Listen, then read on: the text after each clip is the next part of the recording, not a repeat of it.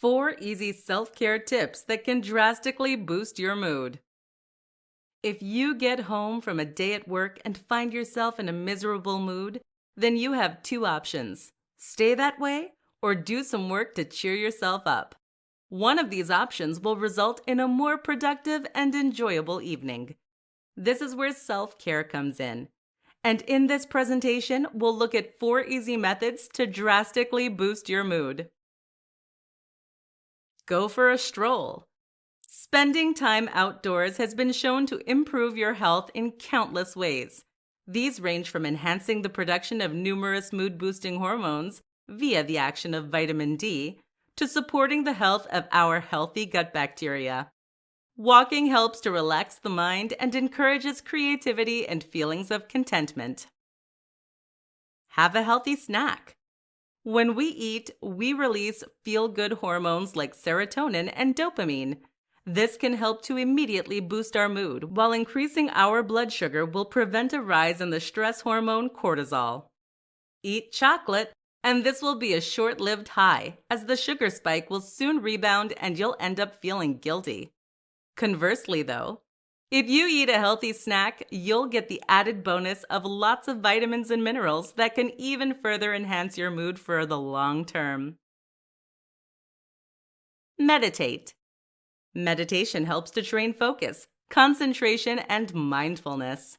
What's more is that it provides you with a way to escape any stressful or upsetting emotions.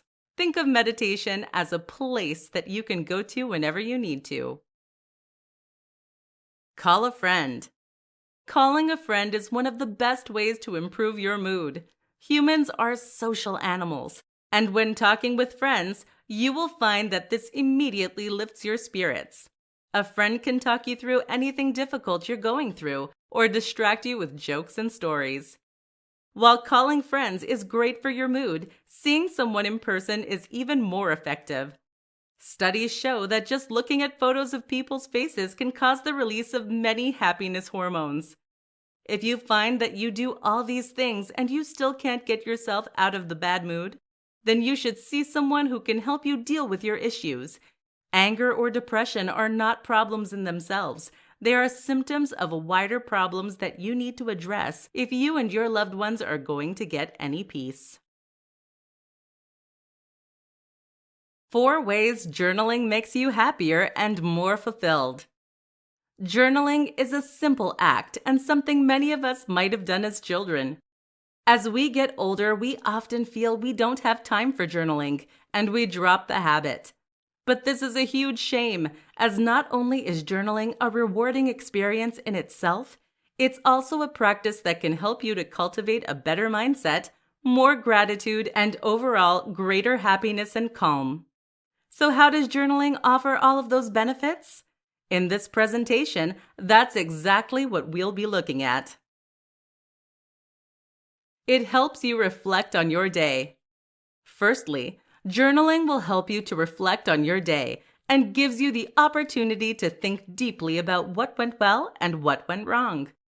This kind of black box thinking is perfect for making positive changes in your life, as it helps you to see where things could be going better. It provides a record. Another great reason to journal is that it allows you to remember things that you would otherwise have forgotten. The simple act of writing things down helps to cement them in the memory and to thereby ensure they have more lasting impact. At the same time, though, this also gives you the option to read those things back and to relive days and weeks from your history. Not only does this give you a better sense of perspective and context for your life, but it also means your memories become fuller. That in turn makes your life seem longer and richer, which helps to make you a more contented and well-developed individual. Gratitude. Journaling doesn't just mean writing down what happened during the day. It can also mean taking part in various different exercises. One such exercise is gratitude. Take some time each day to write down 3 things that you're grateful for. This practice will help you to remember that you already have so much and to not simply focus on the things you don't have. Guess which makes you happier? Self-love. Another similar exercise is to write down 3 more things. This time, things that you like about yourself. Alternatively, you could write down nice compliments that others have paid you. This helps us to focus more on our positive traits rather than negative ones, as we so often do. Simply taking the time to bask in these feelings of self-love can transform the way you feel on a daily basis. And it's all thanks to journaling. 5 ways to make tomorrow the best day ever. Let's make tomorrow the best day ever. You ready? No matter whether you have a day off or whether it's a regular work day, with the right attitude, you can make tomorrow brilliant. In this presentation, we'll look at 5 ways to make that happen. 1. Get up with time to spare. First, you need to get up with time to spare. That doesn't mean getting up at the crack of dawn, just waking up with enough time to enjoy a slow breakfast. This is something many of us fail to do and instead end up rushing out the door and starting our day feeling flustered and stressed. Getting up with time to spare will mean having time to do something you enjoy and to savor it. This makes a world of difference. 2. Dress impeccably. Dressing well can make a huge difference to your day. It means you'll look your best, which changes the way you project yourself and the way that others treat you. It also means that you will get to experience the feeling of indulging and treating yourself, of wearing high-quality materials. For the best day ever, you need to be in your best threads. 3. Exercise and meditate. Both these things can put you in a better headspace. What this does is it means that everything else that follows will be easier to cope with and will be more enjoyable. You can do both at the start of the day or find opportunities later throughout the day. 4. Take a stroll. Going for a walk means giving yourself time to just think and let your mind wander, which is hugely rejuvenating. The light exercise will trigger the release of feel-good hormones and you'll generally be more relaxed. Moreover, the way the light and cool breeze can affect your health and mood is also profound. You can walk in the morning, during a lunch break, or in the evening. The later can be a great way to unwind after a long day, and you can even stop somewhere for a drink. 5. Have you time. You time means taking a moment out of your day in order to focus on yourself and do something you enjoy. That should mean reading a book, watching a film or show, or generally doing anything that you actually enjoy. 5 ways to nourish your mind, body, and soul. We all know that we need to nourish and feed our stomachs, and most of us try to eat well to that end. But what are you doing to nourish your soul? What about your mind and your body? We are more than just walking stomachs, and as such, we need to fuel our spirits in just the same way. This presentation will show you 5 ways you can do that, so that you can experience just how much better you feel when you actually start looking after yourself. Who would have thought? Take a warm bath. Taking a warm bath is one of the go-to moves when it comes to indulging and pampering. This is a great way to relax muscles, to unwind, and look and feel generally better. Run a warm tub, pour in some bubbles, and then just enjoy soaking while listening to relaxing music or burning scented candles. And relax. Go for a walk in nature. A nature walk can help to clear your mind, and the sights of greenery can encourage relaxation and creativity. Did you know that many famous thinkers had their best ideas on nature walks? Not only that, but sunlight helps trigger the production of vitamin D, which improves your sleep, your hormone levels, and even your gut bacteria. Call a friend. There are few things that can raise your spirits like speaking to a good friend. This is one of the best cures when you're in a funk, so don't be afraid to pick up the phone for a chat. Do a good deed. Doing good deeds stimulates the release of huge amounts of feel-good hormones. What's more is that these feel-good hormones actually hang around more than they do when we do things that offer short-term gratification. So do something good for someone else, and you'll find it helps to nourish your soul and drastically improve your mood. Everything else you do from this point will seem that little bit happier. Pet a dog. Petting a dog is a great way to encourage even more endorphins. This is partly due to the action of petting and partly due to their constantly happy nature. But you know what else? Pets are always there for you, and they are always happy to see you. That's pretty darn uplifting. If you can, then getting a dog or a cat is a great way to boost your morale. 7 quick self-care tips for relieving stress and anxiety. Feeling stressed? Join the club. It seems that these days feeling stressed is just about the default emotion for many of us. The problem is that we often don't know how to handle or control those feelings. That's a real shame given just how simple and easy it really is to get feelings of stress and anxiety back under control. Listen up for 7 self-care methods you can use to raise your spirits. 1. Breathe. Breathing correctly is a powerful method for fighting anxiety. Look into something called belly breathing for an idea of how to do this. Another tip is to try using specific breathing exercises, such as the fourfold breath. You can learn many of these from yoga. 2. Take a warm bath. A warm bath provides a time to just relax and focus on yourself. Moreover, the warm water will relax your muscles, while any scented candles can further lull you into a state of calm. 3. Eat something wholesome. Eating triggers the release of serotonin. Very often, when we are very stressed, it is actually at least partly because we've not eaten recently. As such, our blood sugar is low and we have high cortisol.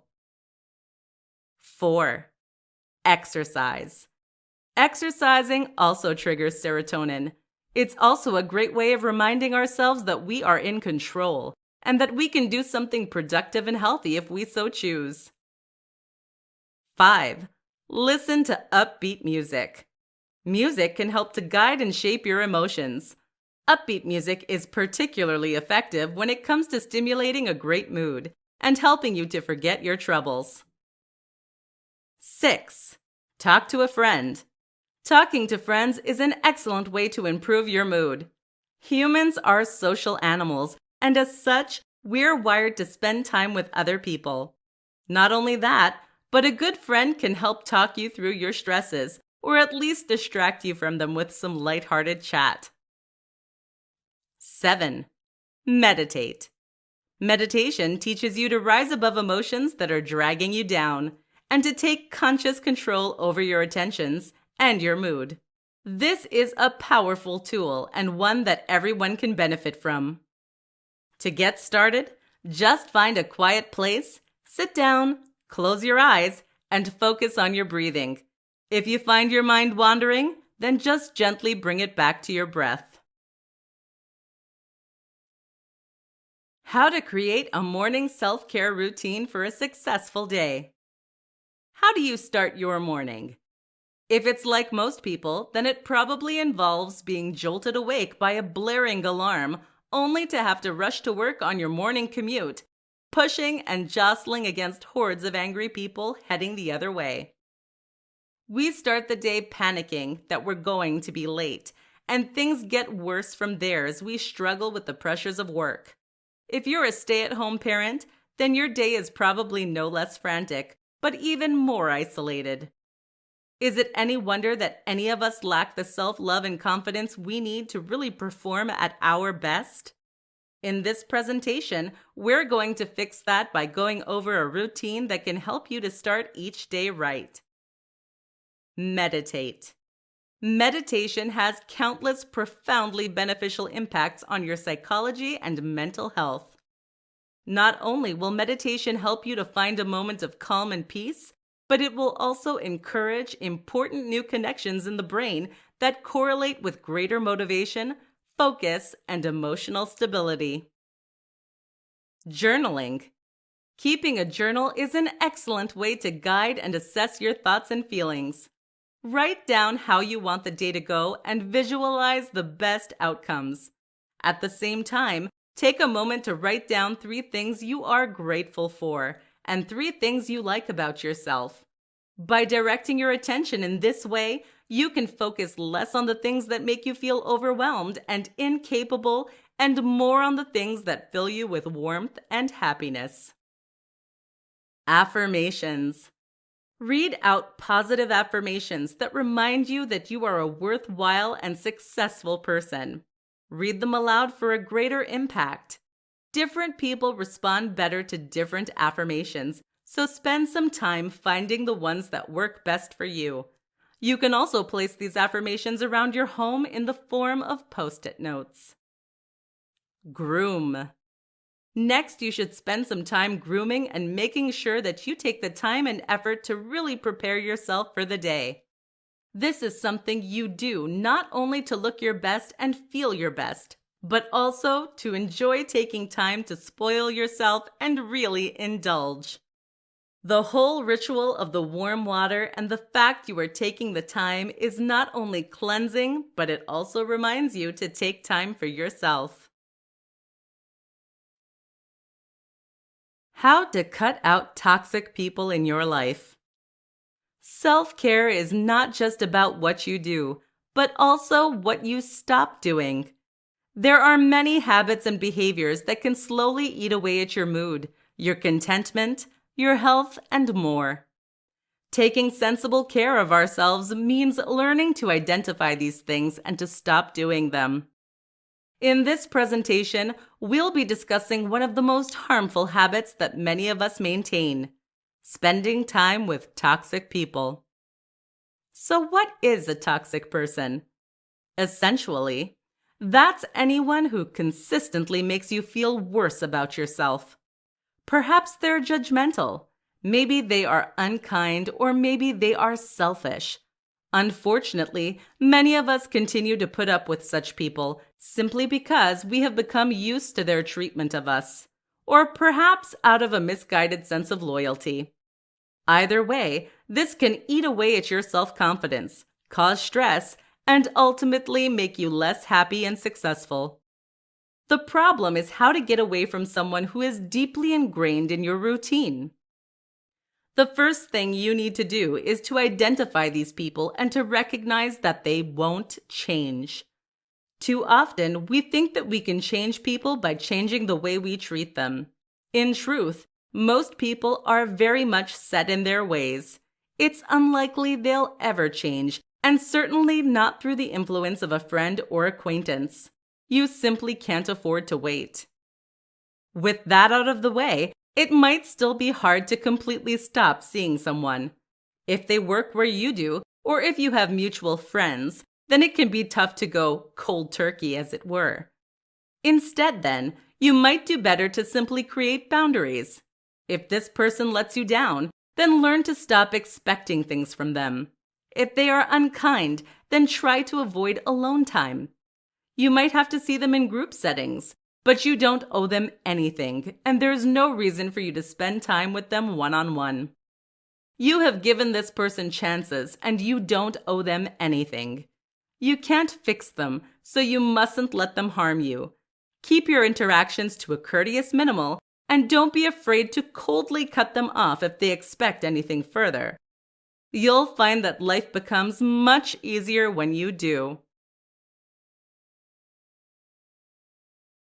How to focus on the good things instead of the bad. Your mood doesn't just come down to what happens to you. It also comes down to how you choose to react to what happens to you. Here's an example. If you were to spot a lion hiding in the bushes and you believed that it was going to eat you, then you would experience a huge rise in stress hormones. Your heart rate would get quicker, you would sweat and shake, and generally, you would feel a lot worse. But if you saw that same lion and you thought you could get away or overpower it, then you might continue to feel calm and relaxed. The relaxation is more down to your psychology than it is the situation itself. But what if you never saw the lion at all? The problem is that in real life, many of us see lions where there are none, and thus we are in a constant state of panic. So what do?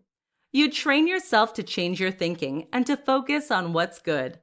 One way you can do this is with a practice called CBT, or Cognitive Behavioral Therapy.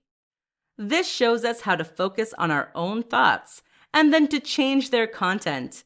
We do this by challenging those thoughts and beliefs and by changing the way that we react to them.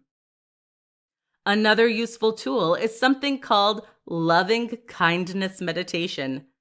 This is a form of meditation that involves focusing on feelings of love and kindness directed toward yourself. In turn, that can help you to feel the kind of self-love that you might have been missing and to once again make it a part of your life. Mindfulness is a similar tool.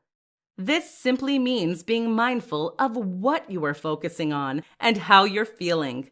By doing this, you can eventually learn to pick and choose what you allow to affect you.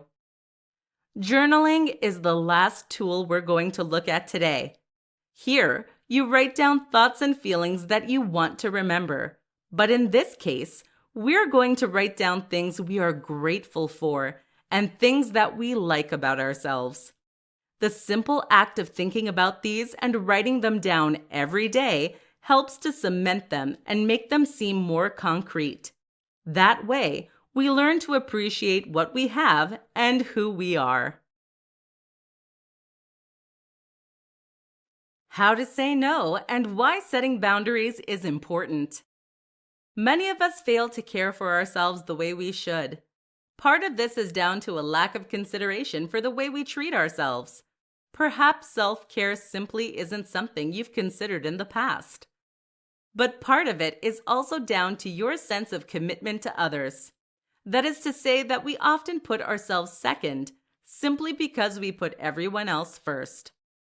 And this is perhaps most apparent in our inability to say no.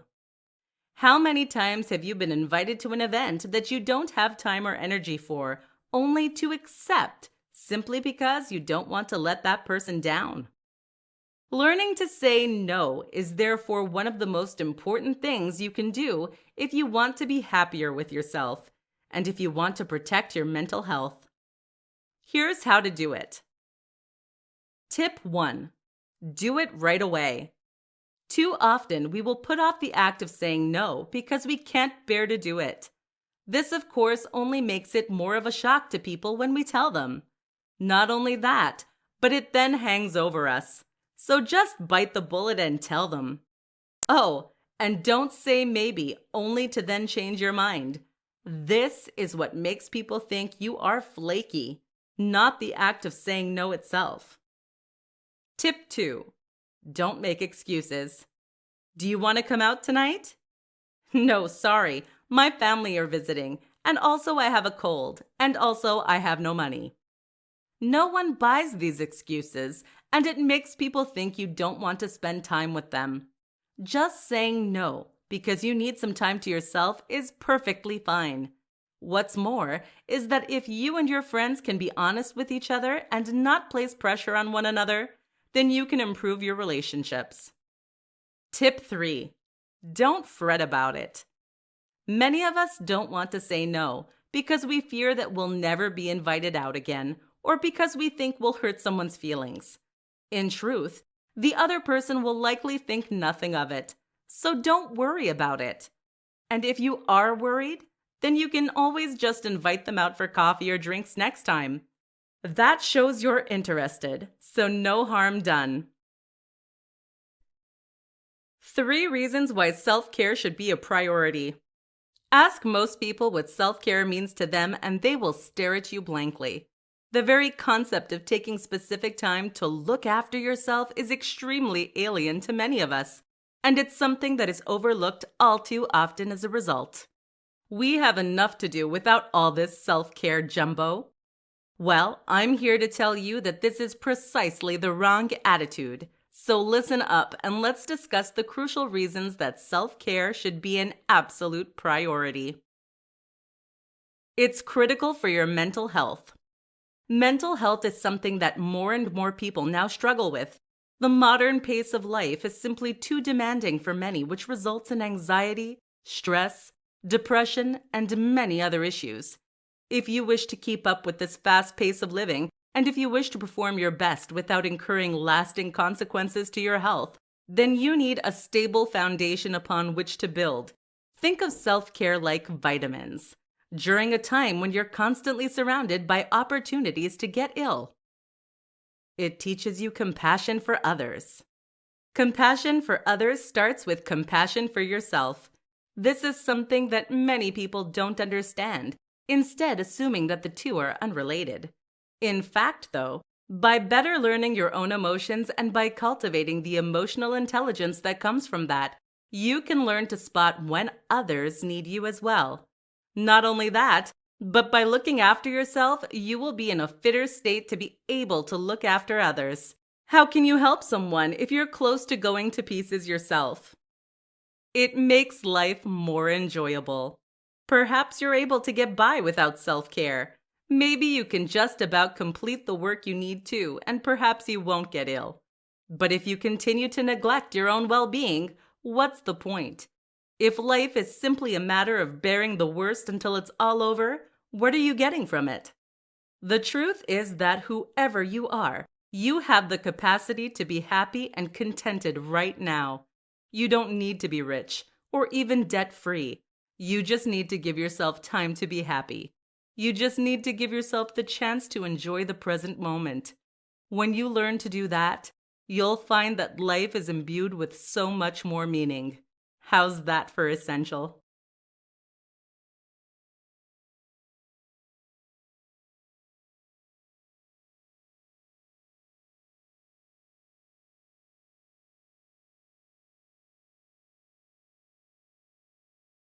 Do you ever get the feeling like you're constantly putting out fires? Like life is one massive struggle to stay afloat? Do you come home from work feeling tired and stressed without the energy to do anything other than just collapse in front of the TV? Do you always feel like you're not quite as happy as you think you could be or should be? Well, that's life, my friend. Or at least it's life as many of us have come to know it. In fact, though, there's no reason that this should necessarily be the case. The problem is that we're always chasing after the gold at the end of the rainbow, and in doing so, we never stop to smell the roses. Sorry to mix metaphors there, but I feel it paints a fairly accurate picture of the situation. We're never happy because we're always striving for what's next. We're always stressed about what's coming up, and we never appreciate what we have until we lose it. We think the only way to change this is to change our lives, to work harder and longer. But it's not. The way we change this is from the inside out. We need to change the way we think about our situation, and we need to change the way we approach life's problems and the way we enjoy the moment. And that means taking control of our minds. Once you can do that, you can take back control and you can feel confident, relaxed, and happy in the same circumstances. Once you can do that, you can start creating the space to actually plot a course and to start changing your life for the better. You can stop treading water and start swimming. All very abstract, yes. So far, it sounds like a platitude from a bumper sticker. But stick with me, because this is where the science comes in. And it might just change the way you think about your life, your brain, and the interplay between the two. Think about it this way. It's not the situation that matters, it's your perception of the situation that matters. And I mean this in the most literal and realistic of senses. This means you can be surrounded by fire and be completely calm and happy, or you can be relaxing at home and completely stressed. In the first case scenario, you're surrounded by fire, but you believe that you're invincible. As far as you're concerned, nothing can hurt you and you have nothing to fear. As a result, you remain calm and your heart rate doesn't even rise. Well, other than from the effects of the heat, of course. In the second scenario, you're sitting at home, comfortable and warm with a cup of tea, you're surrounded by family who love you, and you have the TV on showing your favorite TV program. But all you can think about is the work you have to do tomorrow, your money problems, and the fact that you're not as well off and successful as you'd like to be. As a result, your body and brain interpret the signals as you being in danger. Your body produces more norepinephrine, more cortisol, more dopamine, and more adrenaline. As a result, the person who is surrounded by flames but deluded is actually happier and calmer than the person who is sat at home but stressing out. Now, of course, I'm not saying that you should be like the deluded guy surrounded by fire. That's dangerous. But you really shouldn't be like the stressed girl who should be relaxed. And here's the thing. Lots of us are. This is why it's so important to start taking control of your mind, because it's what will impact on your happiness, your calm, your focus, and on all the other things that contribute to you being happy and successful. Changing your environment and circumstances is often incredibly difficult, nigh impossible even, but you can change your mind today, and that can bring incredible benefits. When we think of taking control of our minds and finding calm in a busy and hectic world, many of us will instantly think of meditation. Meditation is an ancient practice that is used by billions of people around the world and that has been practiced for centuries. Now scientists and researchers are starting to decode its many benefits, but nevertheless it's still understood by a great number of people. Let's take a closer look at meditation, how it can help us, and how you should get started. Perhaps a good place to start is to answer the question, what is meditation? While many people think of meditation as a way to achieve enlightenment, to recreate the effects of hallucinogenic drugs, or to practice various religions, the reality is that meditation is simply a form of practicing control over your thoughts. It can be all those things, but at its most basic, meditation means trying to focus your thoughts or clear your mind, which is essentially the equivalent of training your attention. So often our thoughts are reactive. We are constantly being distracted and taken from one experience to the next, whether due to television, to music, or to something else entirely. But when you meditate, you will be actively controlling your thoughts. You will become introspective and you'll start to reflect on the very nature of thought itself. And as you do, you'll learn to remain in control of your thought processes so as to prevent yourself from becoming easily distracted, stressed, angry, or otherwise experiencing inappropriate or unhelpful emotions. This is a highly valuable form of training, and it's one that's particularly relevant in today's fast-paced and constantly connected world. Meditation can help us to conquer stress and to improve concentration in a range of tasks. Studies show that meditation can help us to improve our mood, our concentration, our focus, our creativity, and more. It has both immediate effects by providing us with a break from the stress of our internal monologue and helping us to experience theta brainwaves, but it also has long-term benefits as we start to learn to better control and understand our own thoughts and emotions. Meditation has even been shown to boost our IQ. That's right, it can actually make you smarter. And this also correlates with more connective tissue in the brain and a greater ability to utilize different areas of the brain at once for single tasks. Fortunately, meditation is gradually starting to make its way into the mainstream. More and more productivity and lifestyle coaches are recommending its benefit and it forms an integral part of cognitive behavioral therapy, which currently is the most popular form of clinical intervention for a whole host of psychological difficulties. Still not convinced?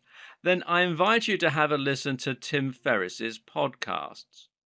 Tim Ferriss is the author of The 4-Hour Work Week and is one of the most influential writers on the net when it comes to topics like fitness, self-improvement, productivity, and happiness. His most recent project, the podcast, sees him interviewing a large number of different influential figures. Those include Matt Mullenweg, the creator of WordPress, Maria Popova of Brain Pickings, and Arnold Schwarzenegger, and many, many more. One of the questions he'll often ask them is what their morning routine looks like and if they have any other habits they consider important to their success. What does Tim Ferriss note is the one thing that nearly all his interviewees have in common? They all meditate. So if you want to be one of the world's most influential entrepreneurs, if you want to be spiritually enlightened, or if you just want to be smarter, then you need to start meditating.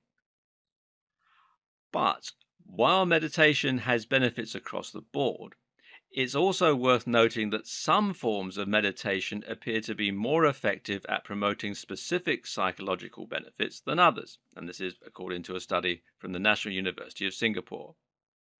If you want to get the best benefits from meditation, then you need to choose the right type to get started with. Here's what the study found when comparing Theravada and Vajrayana meditation. In the study from the National University of Singapore, it was found that Theravada meditation is more effective than Vajrayana for promoting relaxation and calmness. Studies measured activities of the parasympathetic nervous system, the prime purpose of which is to promote calmness, while practitioners were deep in meditation. Those using Vajrayana, meanwhile, were found to activate their sympathetic nervous systems, which controls the fight or flight response. In short, this would lead to elevated heart rate, focus, and arousal. This is a particularly interesting finding, as conventionally we view meditation as a means to calm ourselves and relax. After the participants had engaged in their meditative practices, both groups were then asked to take cognitive tests, and it was found that the Vajrayana group were able to boost their performance considerably from a single session. This demonstrates the broadness of the term meditation, and it shows that different types of meditation have different specific advantages. In this scenario, you might decide to use Vajrayana meditation to psych yourself up for a competition or to prepare for an interview. Then use Theravada meditation to calm down afterwards or to chill out before bed. As you can see, the type of meditation you use is a very important factor in determining the outcome. Likewise, you'll probably find that some forms of meditation are more accessible and enjoyable than others, depending on your own goals, your experience, and your interests. The question then becomes where to start. Well, keep watching and we'll look at some different types of meditation and some different terms. Bear in mind that you don't have to stick rigidly to any one of these, and actually you can create your own kind of meditation by just setting your own goals. Nevertheless, any of these will provide you with a good starting point to do more of your own research and to start practicing the art of meditation. Now, the first is mindfulness. Mindfulness, also called vipassana, is a type of meditation that comes from Buddhism. It's also the form of meditation that's perhaps the most widely used in the Western world today. A good example being its use within CBT, and this is something we're going to come to in much more detail in subsequent videos. Essentially, the goal in mindfulness is to be aware and to be present of your own thoughts and to reflect on them. This form of meditation doesn't encourage you to try and empty your mind then, but rather the objective is simply to let your thoughts drift by like clouds in the sky. What this allows you to do is to become more aware of what thoughts you actually tend to have, thereby being better able to spot negative thought patterns, etc., that might be causing you problems. This type of meditation has also been shown to reduce anxiety, almost as effectively as anxiety reducing drugs. Perhaps the biggest advantage of mindfulness, though, is that it's not as challenging as trying to completely empty your mind of thoughts and thus provides a great starting point for those interested in learning. And then there's Zazen. Zazen is a term that essentially means seated meditation and is sometimes referred to by the modern Zen tradition as just sitting. This is an incredibly minimalist sort of meditation, which once again makes it ideal for those interested in getting started by feeling a little anxious to give it a go. The only instruction here is to sit in the correct posture, meaning that there's no pressure to get anything right. The simple act of sitting completely still is almost sure to result in a calming effect and to gradually clear your mind. Thus, there's no need for complex instruction beyond just sitting.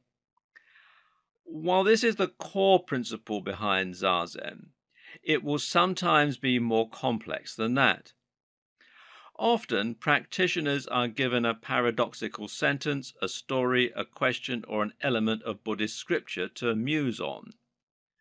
This method of meditation has also been adopted by a number of other religions, whereby believers are asked to think about lines from their respective religious scripts or think over scenes from their literature.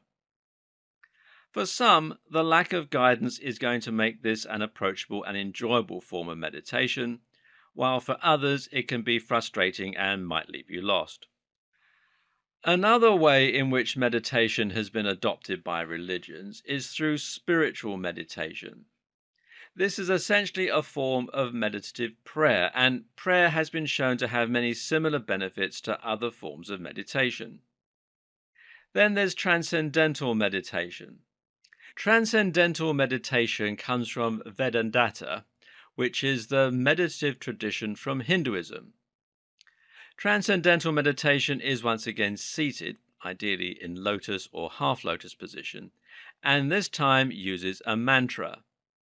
A mantra is any word or sound of your choice which is simply repeated over and over again. The idea behind this form of meditation is simply to rise above any distractions or thoughts, effectively clearing your mind of all thoughts and living entirely in the moment. Alternatively, you can try focusing on your breathing in order to calm your thoughts. The ultimate objective of transcendental meditation is transcendentance.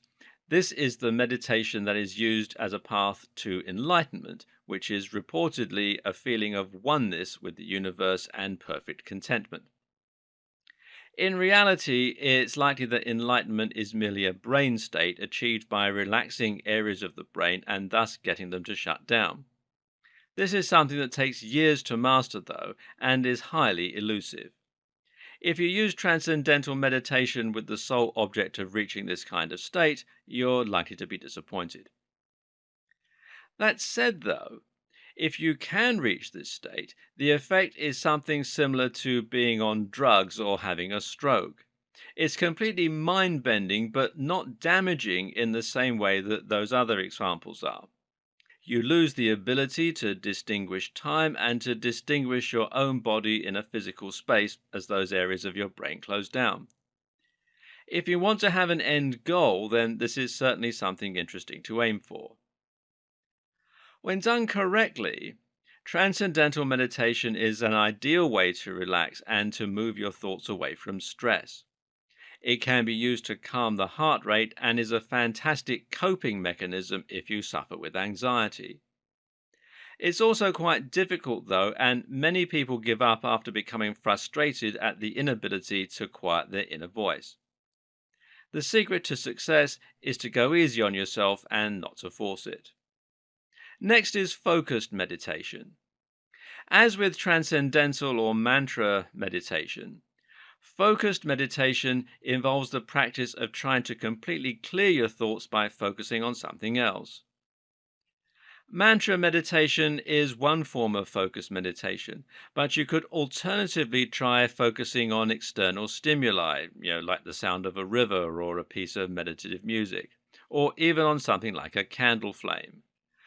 Guided visualization is a form of meditation wherein the practitioner visualizes a scenario or environment. The guided part of this process involves listening to a recording which will often describe the scene that you're in. This kind of meditation is great for relaxing and for moving your thoughts away from the hustle and bustle of daily life before you achieve the ability to block out your surroundings through other forms of meditation. If you're feeling stressed and you want to immediately calm down, then guided visualization is a useful tool. However, it doesn't require the same discipline as other forms of meditation and so is not likely to help develop your ability to focus or to calm yourself in the same way. In movement meditation, you relax your mind while focusing on your body and moving through a range of gentle movements. A great example of this is Tai Chi Chuan, which is a martial art practiced incredibly slowly, involving a set of gentle movements. While it takes time to learn something like a Tai Chi set, you can practice movement meditation by using a dance routine or even by gently swaying from side to side. Vipassana is insight meditation. Vipassana is Theravada meditation, Theravada being a branch of Buddhism. This is meditation that involves close attention to sensation, with the goal being to discover the nature of existence. This form of meditation comes from Buddhism, and it was believed to be the type practiced by the Buddha himself. To practice this form of meditation, you sit down and then focus on your abdomen and feel the way the breathing moves your stomach. Likewise, be aware of the other sensations throughout your body, trying to remain focused and calm simultaneously. When interruptions come, such as sounds, other thoughts, or temperatures, you should note those sensations and give them labels such as warmth or thinking. Vipassana is often practiced on retreats where participants alternate between seated and walking meditation. And finally, there's Vajrayana. Now, Vajrayana is another branch of Buddhism. Vajrayana meditation is a complicated and advanced form of meditation which involves the goal of becoming Buddha-like. There are various types of meditation within Vajrayana, such as Mahamudra. This form of meditation involves attempts to empty the mind once again, this time by simply doing nothing, to the extent where you aren't even focused on trying to meditate. Both the Theravada and Vajrayana forms of meditation are advanced methods and require years of practice to perfect and an understanding of the surrounding beliefs and cultures. They are also only two examples of the many complex and varied forms of meditation that exist. In the last video, we covered the general concept of meditation. The next question is, how do you start adopting it into your routine and making it part of your life? This is the part a lot of people will struggle with. In fact, there's a better than average chance that you've already tried to get into the habit of meditating, only to find yourself giving up quickly because nothing is happening. This time, though, we're going to get it right. For most people, starting with mindfulness, zazen, or transcendental stroke mantra meditation is advised.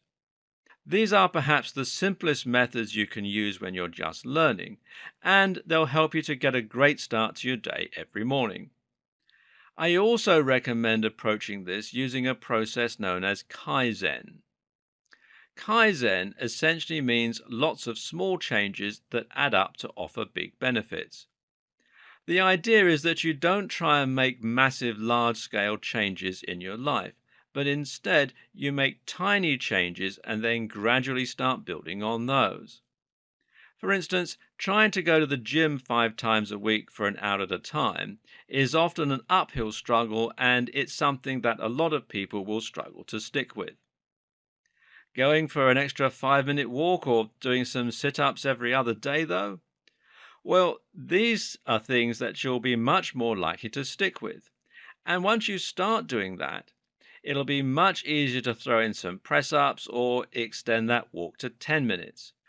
So, this is the best way to start gradually introducing meditation into your regime with very small and easy chunks of time. Start with Zazen, sitting meditation. Take 5 minutes every morning to just sit and relax with your eyes closed. No goal, no stress, and no trouble. You might find that you can even do this while your partner is in the shower or by waking up 5 minutes earlier. Almost all of us can find some time in the day for 5 minutes of quiet. Aim to do this for 2 weeks with no other goal other than to sit quietly every morning for that amount of time. Don't expect anything to happen and don't expect to feel anything. From there, you may want to progress to actually having a goal. You can aim to make this goal a better awareness of yourself, by using mindfulness. Or you can aim to quiet your mind and to learn to block out stressful thoughts by using transcendental meditation. I recommend aiming for both. Perhaps try increasing your time to 10 minutes and spending 5 minutes on mindfulness and 5 minutes on transcendental. I personally find looking at a candle flame to be incredibly helpful when practicing transcendental meditation. However, it's entirely up to you how you do it. Just know that even when you're aiming to quiet your mind, you should never be punitive and you should never punish yourself for not managing to achieve your goals. If you find that your thoughts are wandering or that you're being distracted, just notice that it's happened and then let yourself be calm again. The reason it's so important not to have a strict aim or to reprimand yourself for getting it wrong is that it introduces stress into what should be an innately calming activity. At this point, though, you're now starting to enjoy meditation as part of your everyday life, and that means you should have formed the positive habit. And remember, it takes 30 days to form or break a habit. Now you can see what works for you and start learning more and experimenting. Still struggling to get into the swing of things? Another option is to try guided meditation. Guided meditation means you'll be following a set of instructions that will be spoken verbally. You can get these as a sound file or as a video, and the idea is that you listen to them and follow the instructions in order to clear your mind and observe your thoughts. Because this gives you something external to guide you, it makes it much easier not to let your mind wander. A great place to look for guided meditation is on YouTube. Just do a search in YouTube for guided meditation and you'll see there's almost 1.5 million results at the time that I'm making this video. And you see if I scroll down, there's all sorts of good stuff here on guided meditation, all sorts of different videos that you can use to help you. You can also try the excellent Headspace app, which you can read more about here at headspace.com/headspace-meditation-app. And you can get it from this site, or you can download the app from the App Store on Apple or Google Play, or you can also get it on Amazon as well. Another option is to get help from someone who knows what they're doing. An easy way to do this is to go to a class like yoga or Tai Chi, where you'll likely have some guided meditation at the end of sessions. There's no end goal in meditation, but one vague aim is to get good enough at meditating that you can eventually clear your mind or detach your thoughts at will. This way, you can prevent yourself from being distracted by unwanted thoughts whenever you want to be. I like to call this bubble time. Now, bubble time is the name for the small segments of time that I give myself throughout the day when I can be completely relaxed. Imagine that you have a very stressful day and you've been working hard through a massive to-do list. You need to make lots of calls, you need to manage your work team, and just generally fight a lot of fires. Plus, you have a date tonight with someone that you think will be awkward, and you have a pressing, ongoing money concern. Sound familiar? Anyway, you're on the bus going from one meeting to the next, and in that time, there is no benefit to being stressed. In other words, you can carry on worrying about all these things that you have to do if you want to, but it's not going to do you any good. What would be far more preferable would be if you could use this short amount of time as a break in order to recuperate. Now, if you've never practiced meditation, you're going to struggle to do that. But if you have, then you can put yourself in a meditative state and become indifferent to that stress. You can just sit back and clear your mind. Now, when you arrive at your meeting, you're going to be much more recharged and energized because your brain has had the opportunity to get some rest. The result is that you'll feel much better and you'll work much more effectively as well. If you get really good at this, then you can eventually start to employ moving meditation, as in Tai Chi. Except now you're going to be in a meditative and relaxed, focused state at the same time as walking, talking, and doing other things. You'll be impervious to stress because you've learned to control your mind and to control your emotions. Because you aren't giving your concerns the emotional weight that you may have done in the past, your brain isn't activating the salience network that it uses to respond to threats, and you're able to just carry on going about your business in a completely calm and efficient manner. Meditation is one way to stop worrying about all those little nagging concerns and doubts. Another way, though, is just to become more present and more in the moment. How can you do this? Well, one method is to start focusing on your body and on your senses a little more. The fact of the matter is that most of us are so in our own heads that we barely notice half of what's going on around us. We walk in a dream state worrying about work or about our relationships, and we hardly take the time to stop and smell the roses, literally or metaphorically. Try this right now. Turn off any music that you're listening to and instead start to notice the sounds around you. Really listen. What can you hear? Perhaps the hum of traffic outside. Maybe the murmur of conversation in the room. Maybe you can hear next door. Or perhaps you're outside. Maybe you can hear the sound of birds. Likewise, you can probably smell a whole load of things you hadn't noticed.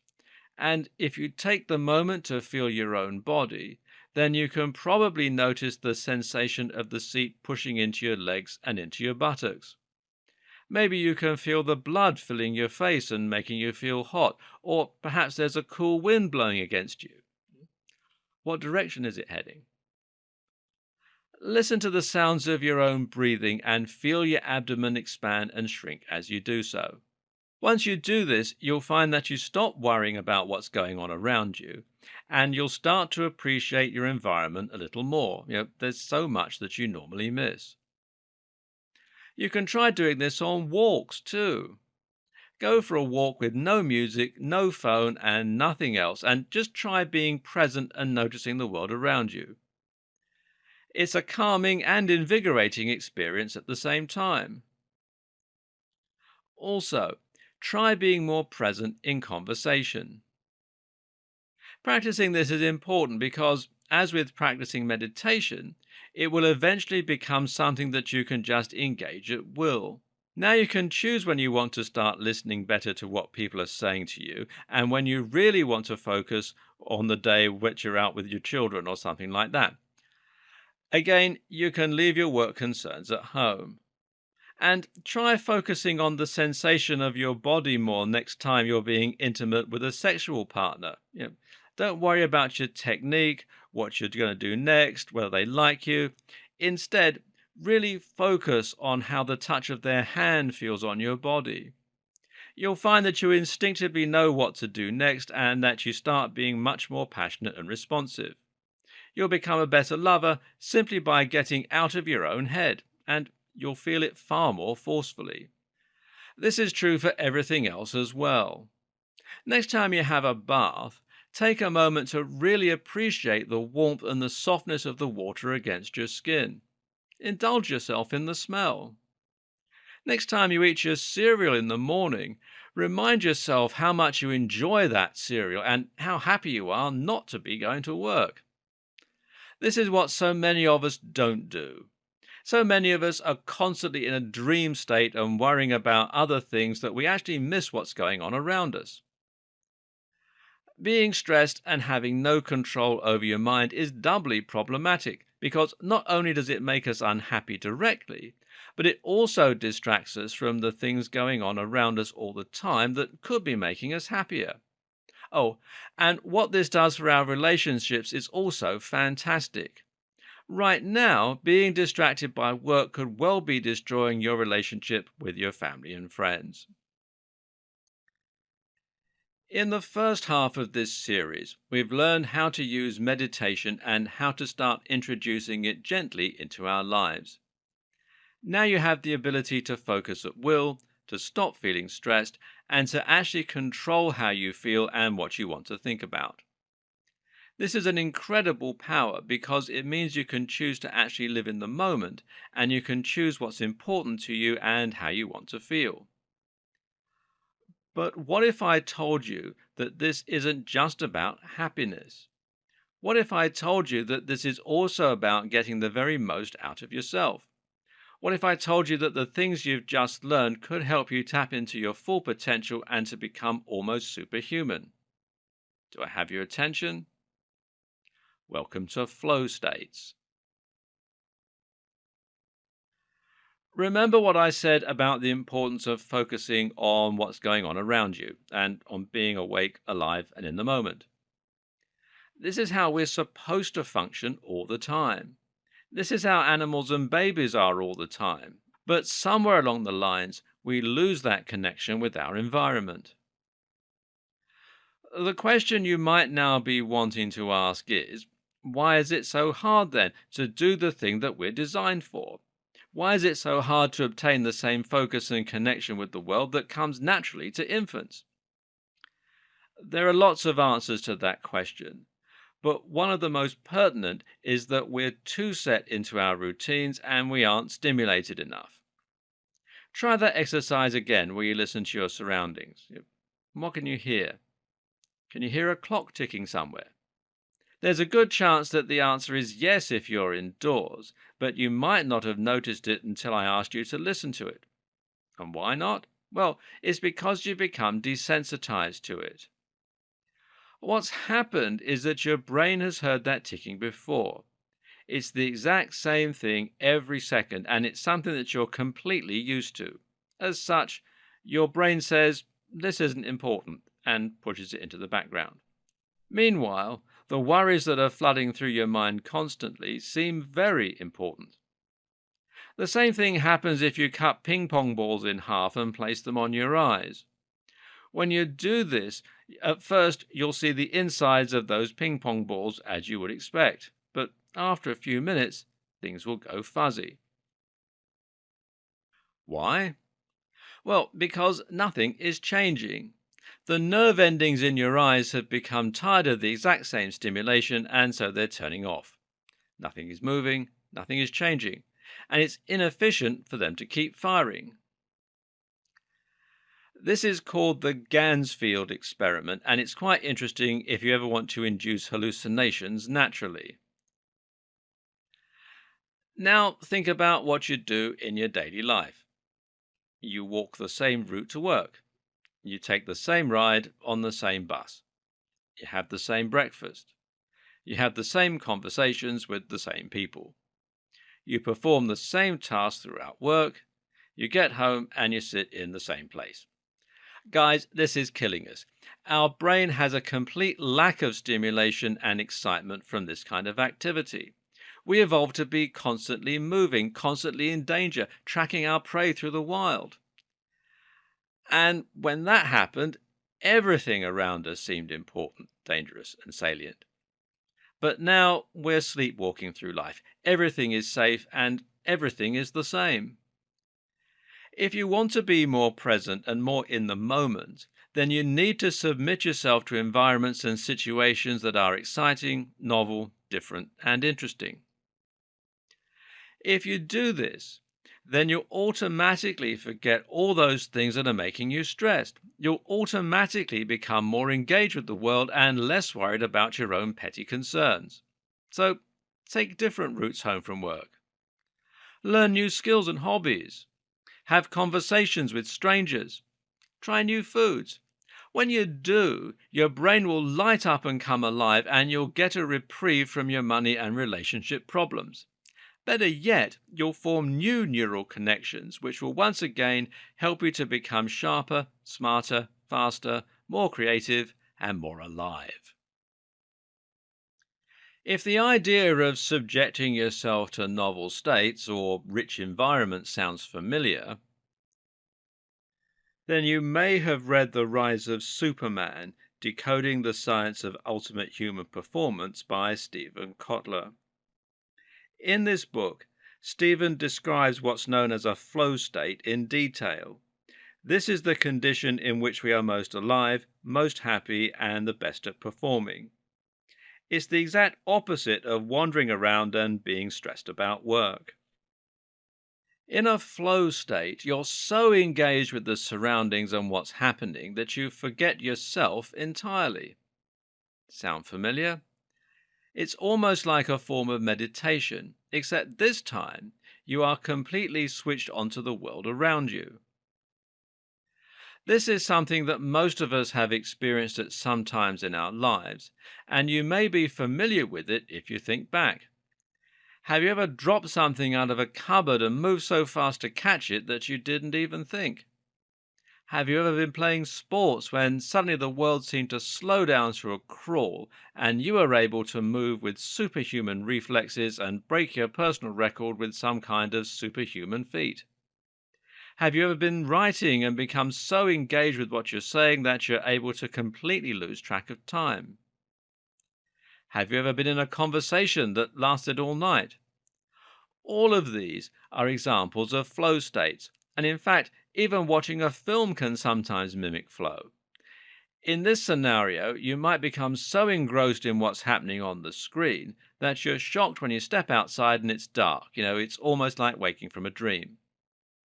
This is like action meditation, and it's thought to be at the heart of most of our scientific breakthroughs, most record breaking athletic accomplishments, and all kinds of other examples of people acting their very best. So, what's going on inside that head of yours when you enter a flow state? Essentially, a flow state is very similar to the fight or flight response, but with less negativity, you could say. It means that you think what's happening around you is very important and deserves all of your attention. As a result, your body starts to produce dopamine, norepinephrine, epinephrine, anandamide, and other neurotransmitters. This causes your brain to become intensely focused, which creates the illusion that time has slowed down. You gain a kind of tunnel vision, and now the only thing you're focused on is that one moment and the things that you had to do to emerge from it victorious. You begin to react almost automatically and instinctively with barely any input from your conscious mind. And what this actually looks like in a brain scanner is called temporohyfrontality, or to translate that into English, this means that for a brief period of time, the front portion of your brain, the prefrontal cortex, has shut down. This sounds like a bad thing until you realize that this is actually the part of your brain that's responsible for doubt and that slows you down. When you're catching a ball, your body can do it perfectly every time. The problem is that you get in your own way. By letting the front part of your mind shut down in that moment, you can tap into your body's incredible reflexes and focus and act on pure instinct. You become an incredible machine capable of inhuman performance. You break records in sports. You produce incredible work and you come out of it feeling alive and invigorated. In fact, it is said that many people actually chase after these kind of flow states, and that explains a lot of thrill seeking behavior. Oh, yeah, and guess what temporo high frontality also looks a lot like in a brain scan?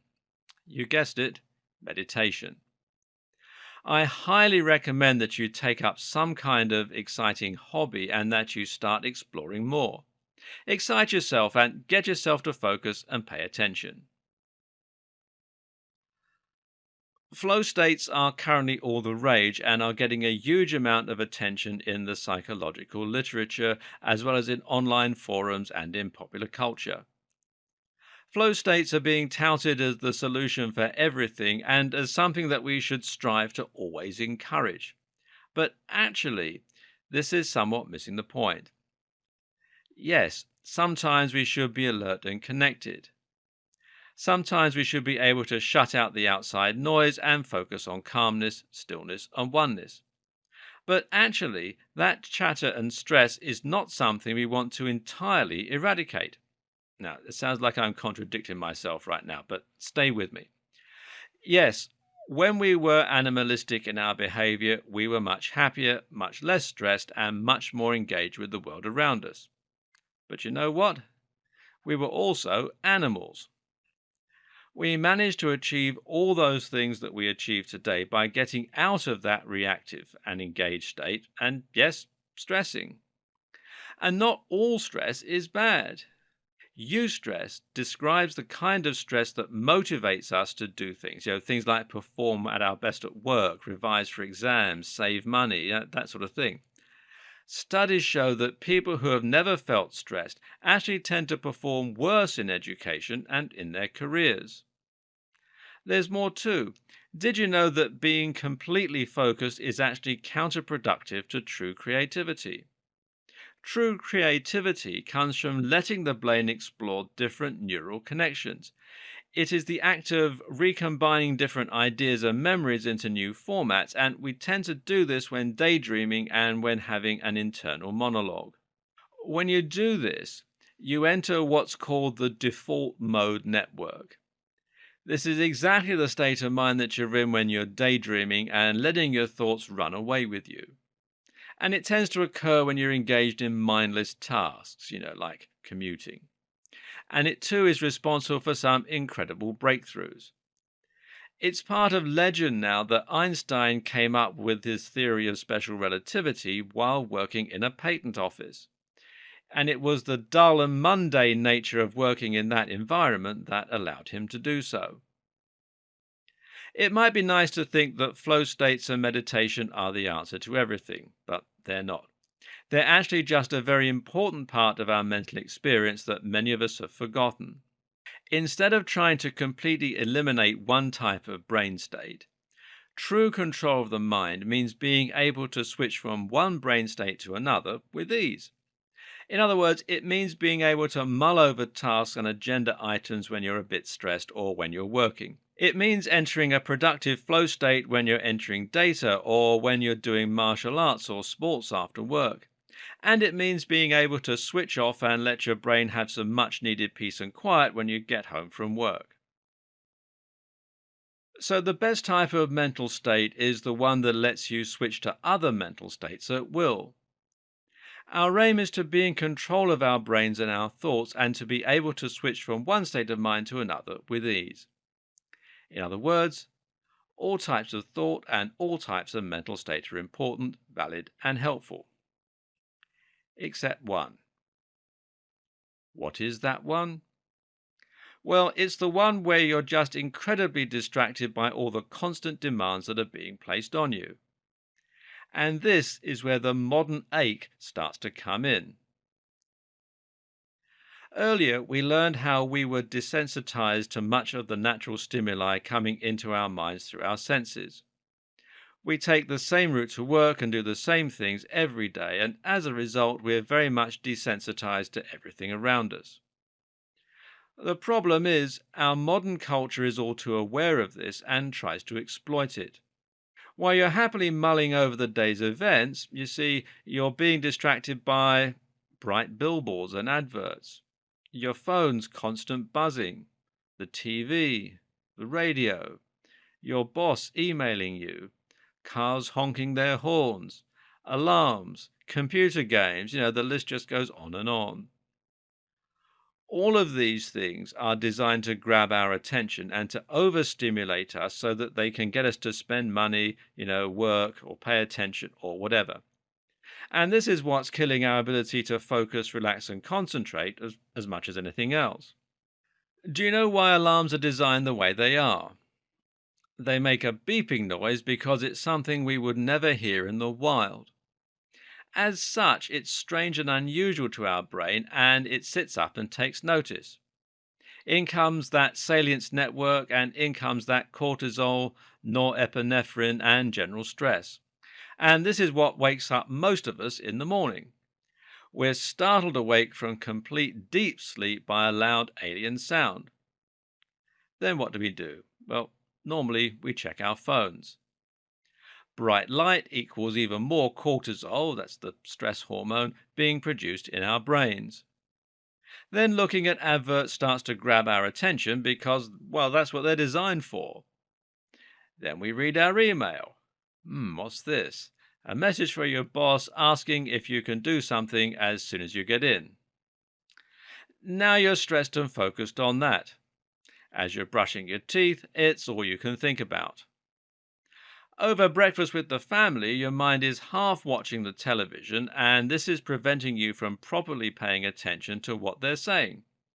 The TV is much louder, much more colourful, and is designed to grab attention. What do you do on the way into work? Well, you probably play a game on your smartphone. And those are all about making us pay attention. They stimulate stress by creating difficulty, and when we do well, they reward us with the right sounds and colors. This creates a dopamine hit in our brain, which is very rewarding and makes the activity very addictive. All this time, we're missing the view out the window. Then at work, we feel stressed again because we remember that email while we make coffee. Coffee, which, by the way, also triggers the release of more stress hormones. Then we sit down, and instead of doing the things we need to do first, we start our day by doing that thing that we were asked to do. Now we're in a reactive state of mind, and we're not able to do what's most productive or most important for us. And so it continues for the rest of the day. We're constantly being tugged in every direction by computers, work, money problems, adverts, games, text, etc., etc., etc. And that's using up all of our ability to pay attention, to focus, and to think. So, is it any wonder that you're struggling to start meditating, or that you're so wired and tired all the time, or that you're struggling to stay on top of things? Using meditation will really help with this because it will give you the ability to control your focus and your ability to concentrate. Now you can say no to worrying about that email, and you can say no to focusing on the TV ads, and you can engage with your body and mind whenever you want in order to recharge and to start enjoying the world around you. What's also really good, though, is if you can try and reduce all that noise, distraction, stimulation, and chatter. This will make everything easier for you and will help you to better focus on the things that matter to you. One example of how you can do this is with your morning ritual. A morning ritual is basically a series of steps that you will endeavor to go through every single morning before you leave the house or start with work. This lets you stop being reactive and start being proactive. It means that you're now setting the pace and deciding how you want to begin your day. And it can help to make you more productive and efficient for the entire day that follows. So, what might a morning ritual look like? Some great things to add are, first of all, read the morning paper. Catch up on the news in a way that doesn't require the TV. 10 minutes of meditation. No phone, no email, no computer until you get to work. Do some exercise. 10 to 20 minutes is better than nothing and is a great way to give yourself a surge of energy. Have a healthy breakfast. Write a to-do list. Now you're taking control of how you're going to spend your morning or day instead. Take a cold shower. It doesn't have to be cold, but if you have the willpower to try it, you'll find it invigorates you, wakes you up, and really helps you to focus and feel your own body. Similarly, you can also try introducing an evening routine. There are a few things that can help with this. First of all, write a journal. Now, writing a journal is a great way to reflect on the day and how it could have been better, or it could be simply writing down what you enjoyed about it. No TV or phone for 30 minutes before bed. Now, this will help to get your brain ready to sleep and will increase your production of the sleep hormone melatonin. Read in bed. Again, this helps you to feel sleepier and it's also very meditative. Have a warm bath. This can help relax the muscles for better sleep. And finally, lay out your clothes or your gym kit for tomorrow. Now you should be starting to get a better understanding of how your brain works, how all those distractions are negatively affecting it, and how you can use meditation and flow in order to start taking back control. But you can go further with this and start engaging in whatever brain state that you want at any given time. In order to do this, we're going to be looking at something called CBT, or cognitive behavioral therapy. So, exactly what is this? CBT is a psychotherapeutic technique. That is to say, it's a technique used by psychologists when they're trying to treat patients with anxiety disorders or with mental illnesses. It's a framework that has become very popular and is now the preferred method of treatment on the UK's NHS and in many other health institutions. The reason for this is twofold. One, CBT is much more effective than older methods like psychotherapy and has been demonstrated to work in a number of studies. And two, CBT is quick, non-invasive, and cost-effective. It can even be used remotely simply by setting the patient homework to try and attempt on their own. To understand what CBT is, it can be helpful to understand what cognitive psychology and behavioral psychology are individually. Behavioral psychology is an old school of psychology that was big in the 1950s. The central tenet here was that all our behavior and thought processes were learned through repetition, association, and observation. The most famous example of behaviorism in action is the study Pavlov's Dogs.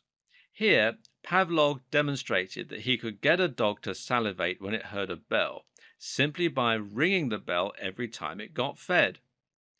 Eventually, this classical conditioning taught the dog to associate the bell strongly with the experience of getting fed. Behaviorism attempted to explain every single aspect of our psychology this way. For instance, we learn to walk by learning to associate certain sensations with falling and others with success. And we learn our personality through reward and punishment from others.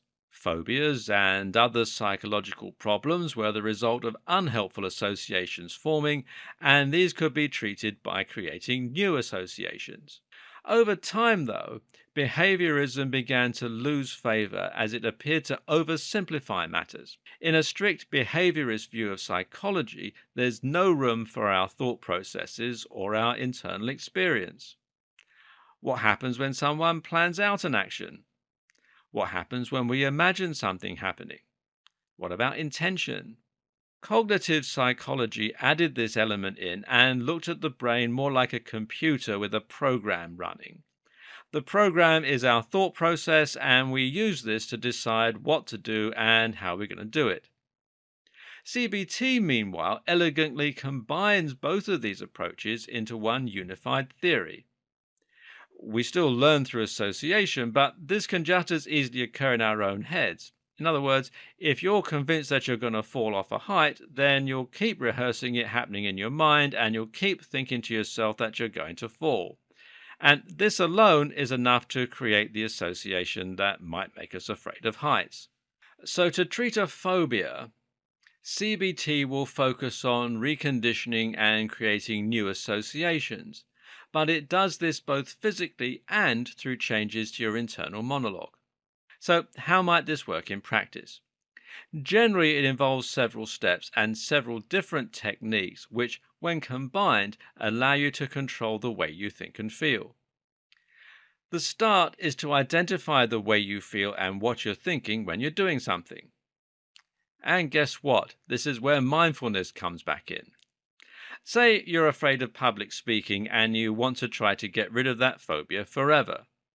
The first thing you would do is to be more mindful and to listen to your own thoughts and reflect on them. If you've been practicing, this should rob them of their power as you become detached and aloof from those thoughts. But at the same time, you're also going to make note of them so that you can try and change them. Another technique used for the same end is journaling. Now, this involves writing down the feelings as they come to you, or writing them in a journal at the end of the day. That evening routine is coming in handy at this point. Yep, see, it all comes together. The next steps fall under the category of cognitive restructuring, and you can think of this as reprogramming yourself. Thought challenging is simple. It means that you're looking at those thoughts that you made a note of, and now you're challenging them and testing whether or not to really think that they're true. So, if you're afraid of public speaking, it may be that you think things like, I'm going to stutter and everyone's going to laugh at me. In thought challenging, we're going to deconstruct that belief and see if it really is likely or if it's anything to be afraid of. Ask yourself, why would you stutter? Do you normally stutter when you talk? Why would people laugh at you? Are people usually that unkind? Would you laugh if someone had a hard time giving a speech? Or would you be more sympathetic and understanding than that? And anyway, does it matter? You aren't going to see these people again, so why does it matter what they think of you? Ask yourself these things and focus on the fact that the worst case scenario really isn't all that bad. Once you start doing this, you'll see that there's nothing to be afraid of. You can even repeat a maxim to yourself as a positive affirmation. Say something like, it really doesn't matter what these people think of me. It really doesn't matter what these people think of me. Say it over and over again. Then there's hypothesis testing. Now, this is one of the most unpleasant and upsetting treatments that are part of CBT, but it's also by far one of the most immediately effective. The idea is that you're looking at those fears that you have, and then you're just going to test if they're true. So, in other words, if you're afraid of stuttering when you do public speaking, you're now going to go up on that stage and you're not going to say anything. You might purposefully stutter. You might say the most awkward thing that comes to your mind. You're testing the theory that people will laugh. And guess what? 9 out of 10 times you'll find that your imagination was worse than the reality. Now people will just wait politely because that's what people do. Either that or they'll laugh, but it won't really matter. Finally, exposure therapy is just like reassociation. This just means that you're going to face your fear repeatedly until that gets desensitized. In the case of public speaking, this might mean that you start attending classes to become a stand-up comic. Scary? Definitely. Effective? You bet. The techniques we talked about in the last video might sound quite simple, but this is some of the most powerful stuff you will perhaps ever learn. This is all about being more aware of your own mind and, once again, taking control of that in order to change the way that you want to think and feel. You can use CBT to overcome any phobia or any problem. If you're afraid of heights, assess why, and then start to address those fears and to reprogram the way that you think about them. Likewise, if you find that you're not great at meeting women or men, you can lightly practice in your mind and force yourself to face those fears. But you can take CBT further too and impact on other areas of your life. Here are some good examples. If you're someone who struggles to get to sleep, then you'll know this can end up impacting on every other aspect of your life and leave you tired, stressed, and even unhealthy. The problem? Well, the later it gets, the more stressed and anxious you become. The solution is to apply a little CBT. This time, the focus is going to be on identifying your thought processes and then seeing what would be more useful in that given moment. The problem is trying to force yourself to sleep. When you do this, you create stress, and when you're stressed, you can't sleep. Instead, try reminding yourself that it doesn't matter if you get to sleep, as long as you're resting. Resting is good for you no matter what, so just lie down and enjoy being comfy. Focus on it, and you'll be asleep in minutes. CBT is incredibly effective for treating anxiety attacks. Somewhat ironically, one of the biggest dangers with panic attacks is that they make us stressed. Because we're stressed about anxiety, this makes us even more stressed, and we work ourselves into a fluster that can end up with fainting and hyperventilation. The solution? You just have to acknowledge it for what it is and allow it to pass. Say, this is a panic attack, I must let it run its course, and then just allow it to happen. Go about your business as you normally would and don't try to do anything about it. You can also do something similar when trying to be less stressed generally, and especially when trying to calm yourself before an interview. Instead of worrying that you're stressed, just remind yourself that stress can be useful. Something else powerful you can use is to apply a gratitude attitude. This is like CBT, except in this case, you're not trying to combat a fear or stress. Instead, you're simply going to change your focus again, and this time you're focusing on what makes you happy and what you're grateful for. This is a great change because a lot of us are so caught up in everything that's wrong that we never think about how much is right. Take a moment at the end of each day and write down the things you're grateful for. Your partner, maybe, your job, your house, your dog, the computer game you're playing. There's so much to be happy about, but a lot of the time we simply miss it. Take your new ability to change the way you think and focus on it. Suddenly, everything becomes happier. Finally, how about using CBT to enter flow at will? Remember what we said.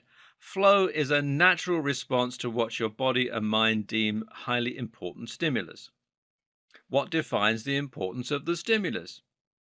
Your interpretation of it. So remind yourself why this is important. Tell yourself you need to concentrate, make yourself excited, and engage. And there you have it. You now possess the most powerful and important tools available to help you take back control of your mind. To recap, practice meditation to learn to calm your mind and shut out concerns. Learn to meditate on the move and to escape your stresses at will. Try guided meditation if you struggle. Make your environment and routine more interesting. Take up sports and start entering flow. Stop letting things distract you. Have a morning routine. Spend some time away from the phone. Learn to use mindfulness to make notes of your thoughts. Use CBT and cognitive restructuring to develop healthier responses to situations. Practice gratitude. Overcome your fears. Enter flow and focus at will. Now you don't need to change your environment because you can change the way that you want to feel about it. Do you want to be stressed and angry or happy and inspired? It's a choice. And once you can do that, you can stop reacting to life and start controlling it. Now you can make life the way you want it to be. It all just takes a little focus.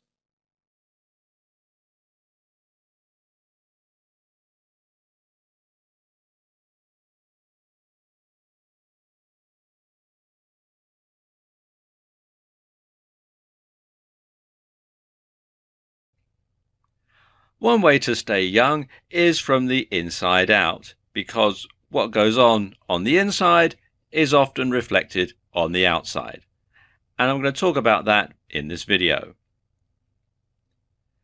And a balanced diet can help you to defy the signs of aging. Because if your body doesn't get the vitamins and minerals that it needs, not only is it not going to be able to provide the fuel to live your daily life to its full potential, but your cells are not going to renew properly, making you look old. So if you eat a lot of junk food, stuff that's high in saturated fats, in sugar and simple carbs, then not only will you be obese, but your heart is going to have to work harder and your arteries are going to clog up with cholesterol, making it harder for nutrients to circulate. And when this happens, your body concentrates all of its efforts into keeping you alive. After all, that's its most important function. And maintenance gets pushed into second place. And your health deteriorates as a result, making you look older than you really are. And the converse is also true. If you're getting the right amount of nutrition, then you'll have a healthy glow, making you look younger. And you'll also have more energy than your peers, again, making you look younger. So, you're going to actually act younger because you're going to have more energy than other people who are your age. Now, one thing that you should do to ensure that this happens is to always eat breakfast. That's actually very important. In fact, breakfast is the most important meal of the day. But for so many people, this consists of either a cup of coffee on the go or a so-called breakfast bar that's laden with unhealthy fats and sugars. And so you're getting all the wrong sort of nutrition at the time when you really need the right nutrition the most. So a breakfast consisting of foods that are high in vitamins, proteins, and slow-release carbohydrates can keep your energy levels up till lunchtime. And you should sit down to eat it as well. Treat it like a proper meal. Don't eat it on the go. Don't eat it on your commute. Sit down, have a proper meal. You don't actually have to sit down at the table to eat it. You can eat it off your lap on the sofa watching breakfast TV if you want, if that's, what makes it easier for you. But you should treat it like a proper meal and set aside a proper amount of time to eat it and digest it. And if necessary, get up earlier so that you have time to do this. It's very important. And you should also snack healthily. There's nothing wrong with snacking, but you should choose something that's healthy. So, for example, choose fruit instead of candy or chips. Now, fruit has got plenty of vitamins, and it's got nothing artificial, especially if you buy fresh fruit, from your local greengrocer or from your supermarket and so on. And fruit that's in season is going to have all the nutrients that your body needs for the particular time of year. So you're going to have slow release sugars during the winter time. You're going to have fast release sugars during the spring and summer. And if you can get something that's organically grown, then that's even better, because you're not going to be taking in things like pesticides and artificial fertilizer residue and that sort of thing. So again, it's healthier and it's going to be better for you, and that's going to reflect in your appearance. Something else that you should do is to drink water instead of soft drinks. Now, soft drinks are full of corn syrup, they're full of processed sugars, and they've got lots of artificial colorings and flavorings, none of which do you any good.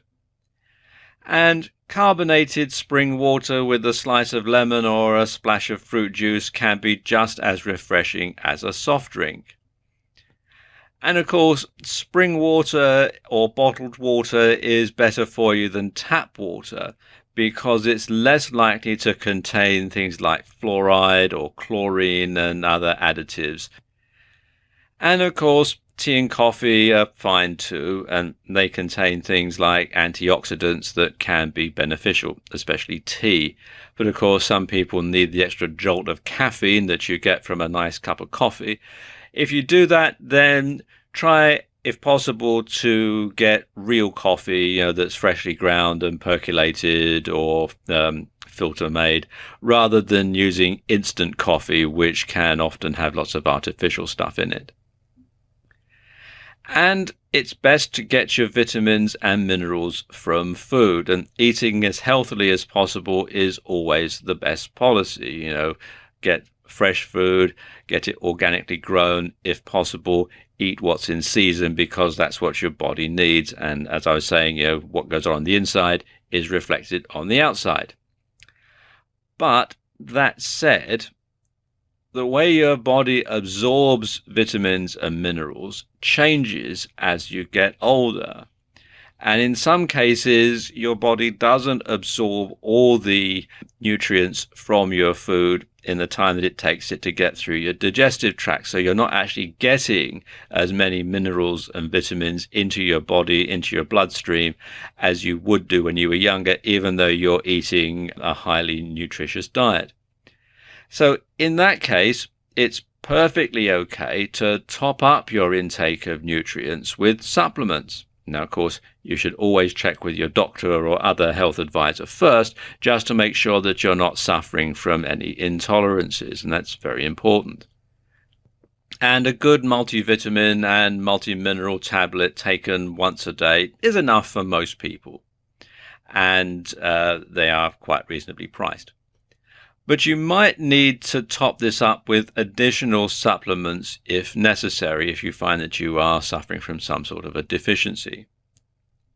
Now, good ones to consider are vitamin C for keeping viruses at bay. In fact, I read an article once that said that no virus known to man is able to survive large amounts of vitamin C under laboratory conditions, although there is, of course, a limit to the amount of vitamin C that your body can absorb. But vitamin C is very good for keeping viruses at bay, keeping coughs and colds at bay, etc.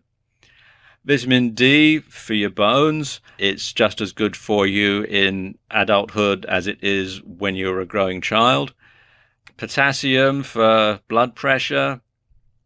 Citicoline for memory, zinc for appetite, and we could also add vitamin E for your eyesight, and there are a whole lot of others too. And if you do find that you're suffering from some sort of a deficiency, then of course talking to your doctor should be the first port of call. But also you can look things up on the internet to give you some idea as to the sort of thing that you might need. Now, when you do decide to go for supplements, it's best to buy them from a specialist retailer instead of from a drugstore or a supermarket. And that's because the sort of things that you buy from the supermarket or from the drugstore tend to be much lower dosage than the ones that you can buy from a specialist retailer or a health food store or that sort of thing. So you can make sure that you're getting the maximum amount of vitamins or minerals by talking to a specialist retailer. And a specialist retailer will have people on hand who understand how all these things work and can give you some good advice. So there you go. Looking good on the inside is reflected when you look good on the outside. Want to stay young? Then don't retire. Now, I know that's rather an odd thing to say, but please bear with me. I'll explain why in this video. You see, keeping your brain active is crucial to appearing younger and living longer. Now, think of your brain like a muscle. If you don't exercise it, eventually it's going to wither and die. Like the saying goes, use it or lose it.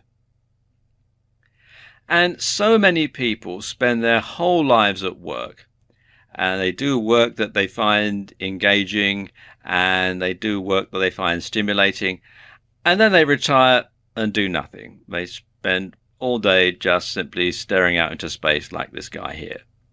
and they become bored, they become isolated, and they feel like their lives have absolutely no purpose.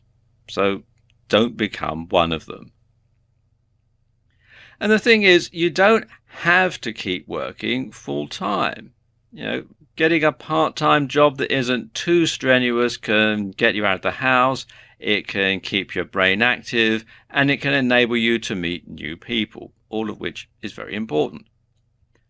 And for example, in the UK, the B&Q chain of home improvement stores made it their policy to hire older workers. And I think the oldest guy who works for them is in his 90s.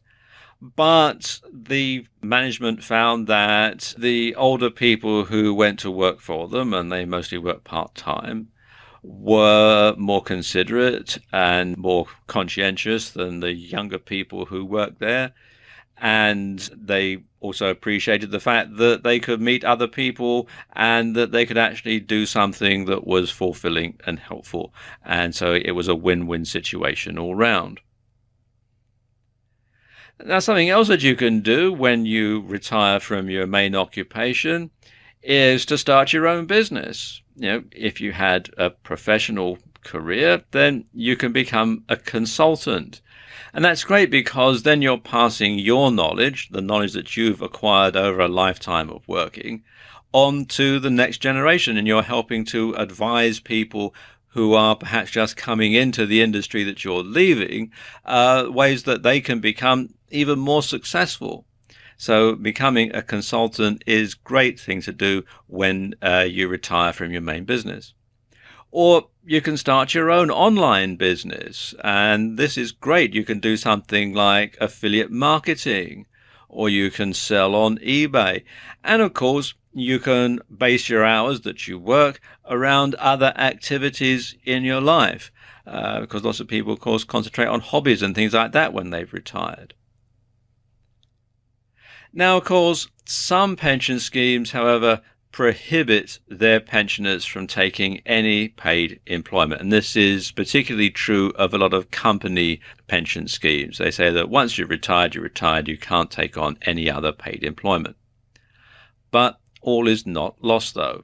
What you can do is volunteer work. And helping out in a charity shop, in a school, or in a hospital can have all the benefits of working, except the paycheck, of course. But you're still going to be active, you're still going to be meeting new people, you're still going to have some sort of purpose to your life, which can be very fulfilling and very rewarding. And of course, there are lots of people who keep working right on into their very old age. So let's take a look at some famous oldies who've kept working. And the first one is Her Majesty Queen Elizabeth II of the United Kingdom and her husband Prince Philip, Duke of Edinburgh. Now, at the time that I'm making this video, they are aged 90 and 95 respectively, which is pretty old to keep working. But the Queen has carried out 340 official engagements during 2015. That's the last year that the figures are available for. And that covers everything from meeting government ministers, being head of the Commonwealth, meeting the UK Prime Minister, the Commonwealth Prime Ministers, giving royal assent to legislation from the UK and from other Commonwealth countries.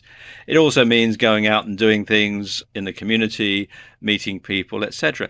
And even if those 340 official engagements were just cutting a ribbon or unveiling a foundation stone and making a short speech and shaking hands with people, at the age of 90, that's quite a lot to do, and it's practically one every day. And Prince Philip, well, he did 250 official engagements in 2015. And he's also the patron or president of some 800 organizations. Now, even if he only gives each of them 1 hour of his time during the year, you do the math. That takes up quite a lot of his time. And this picture that we're seeing here was taken in 2010. So they were aged 84 and 89 respectively. But if you look at them, and if you didn't know who these two people were, you wouldn't think they were that age, would you? You'd think they were, perhaps in their 70s. And I'm sure that it's the fact that they've done this day in, day out for over 60 years. The Queen came to the throne on the death of her father when she was 25 years old, and she's carried on this workload ever since. And I'm sure that is what keeps her quite young looking by comparison to her age. And I have actually personally seen the Queen and Prince Philip, albeit from a distance, and I tell you, they look just like you see them on TV and in photographs. There's no photoshopping gone on here. Now, Pablo Picasso, perhaps one of history's most famous artists, he kept painting up to a few months before his death in 1973 at the age of 91. And indeed, they reckon that the last few years of his life were probably his most productive. And in 1967, when he was 86, he created this 50-foot high sculpture and donated it to the people of Chicago. It's known as the Chicago Picasso. But he did this at the age of 86, which is over 20 years after the usual retirement age for most people. So he was still going even on into his 80s. At the time that I'm making this video, Warren Buffett, known as the Sage of Omaha, is still chairman, president, and CEO of Berkshire Hathaway, one of the world's largest corporations, at the age of 86. And Sir Winston Churchill first became the British Prime Minister at the age of 65, and that was the retirement age in the UK at the time. So at the time when a lot of people were retiring, he was actually coming into his prime and actually occupying the top job for the first time. And he became Prime Minister again in the 1950s at the age of 79. And he only retired as a Member of Parliament in 1964, during the general election of 1964, at the age of 89. And that was only really because his health was declining. He'd had a stroke and was in a wheelchair and was in quite poor health. And his wife persuaded him that perhaps he should stand down as a Member of Parliament. And he did. And of course, he died the following year. Coco Chanel was working on her fashion house's spring catalogue only a few days before she fell ill and died in 1971 at the age of 87, but she was still very much in control of the Chanel brand right up to almost the very end. And of course, the Rolling Stones have a combined age of 289 years. The youngest member, Ronnie Wood, is a sprightly 69 years old, and they're still touring and making music. So the message is very clear. Just work on, not fade away. Learning new skills helps to keep your brain young. And in fact, learning any type of new skill can be beneficial because it activates the part of your brain that's geared for learning. And it does it just as much in your adult life as it did during your school days. And it doesn't really matter what you learn as long as you learn something new, and you're never too old to learn something new. Specifically, though, there are a few things which have been proven to help boost brain capacity as you get older. And the first one is learning a new language. And this form of brain training is a constant way of keeping your mind active and engaged.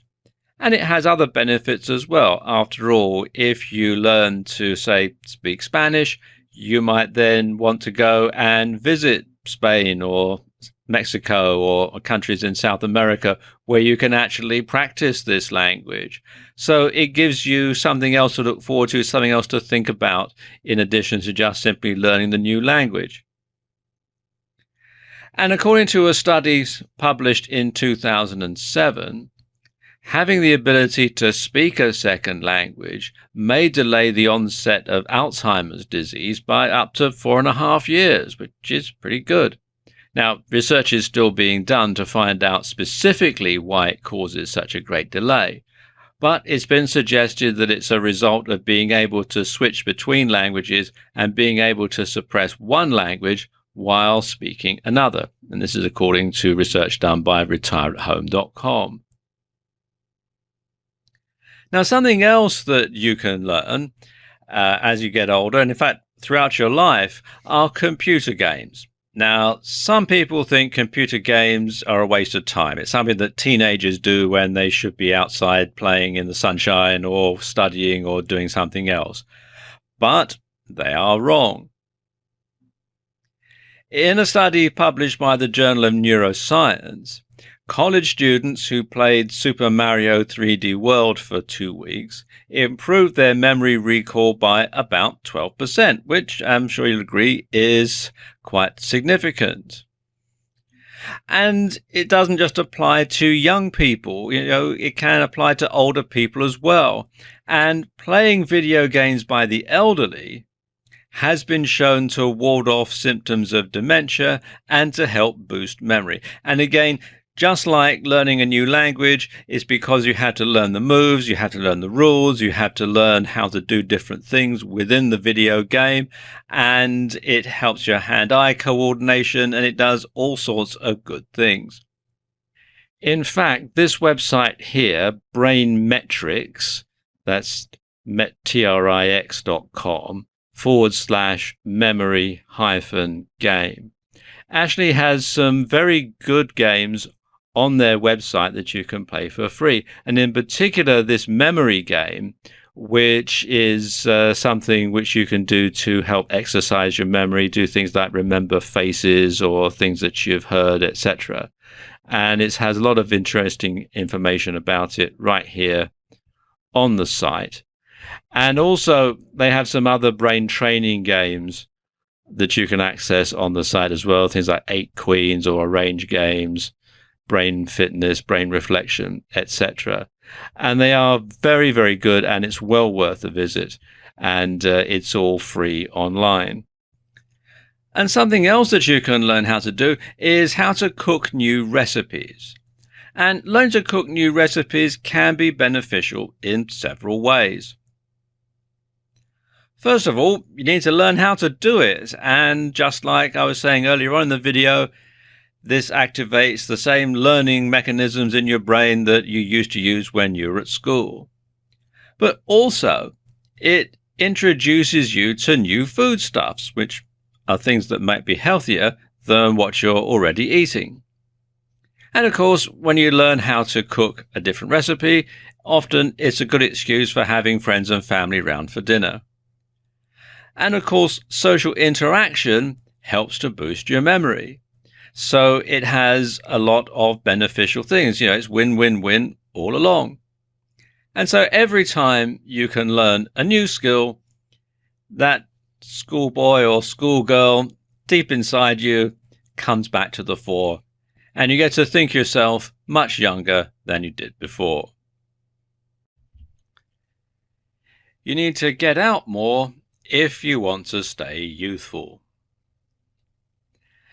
And lots of people, both young and old, don't do much socializing outside of their work.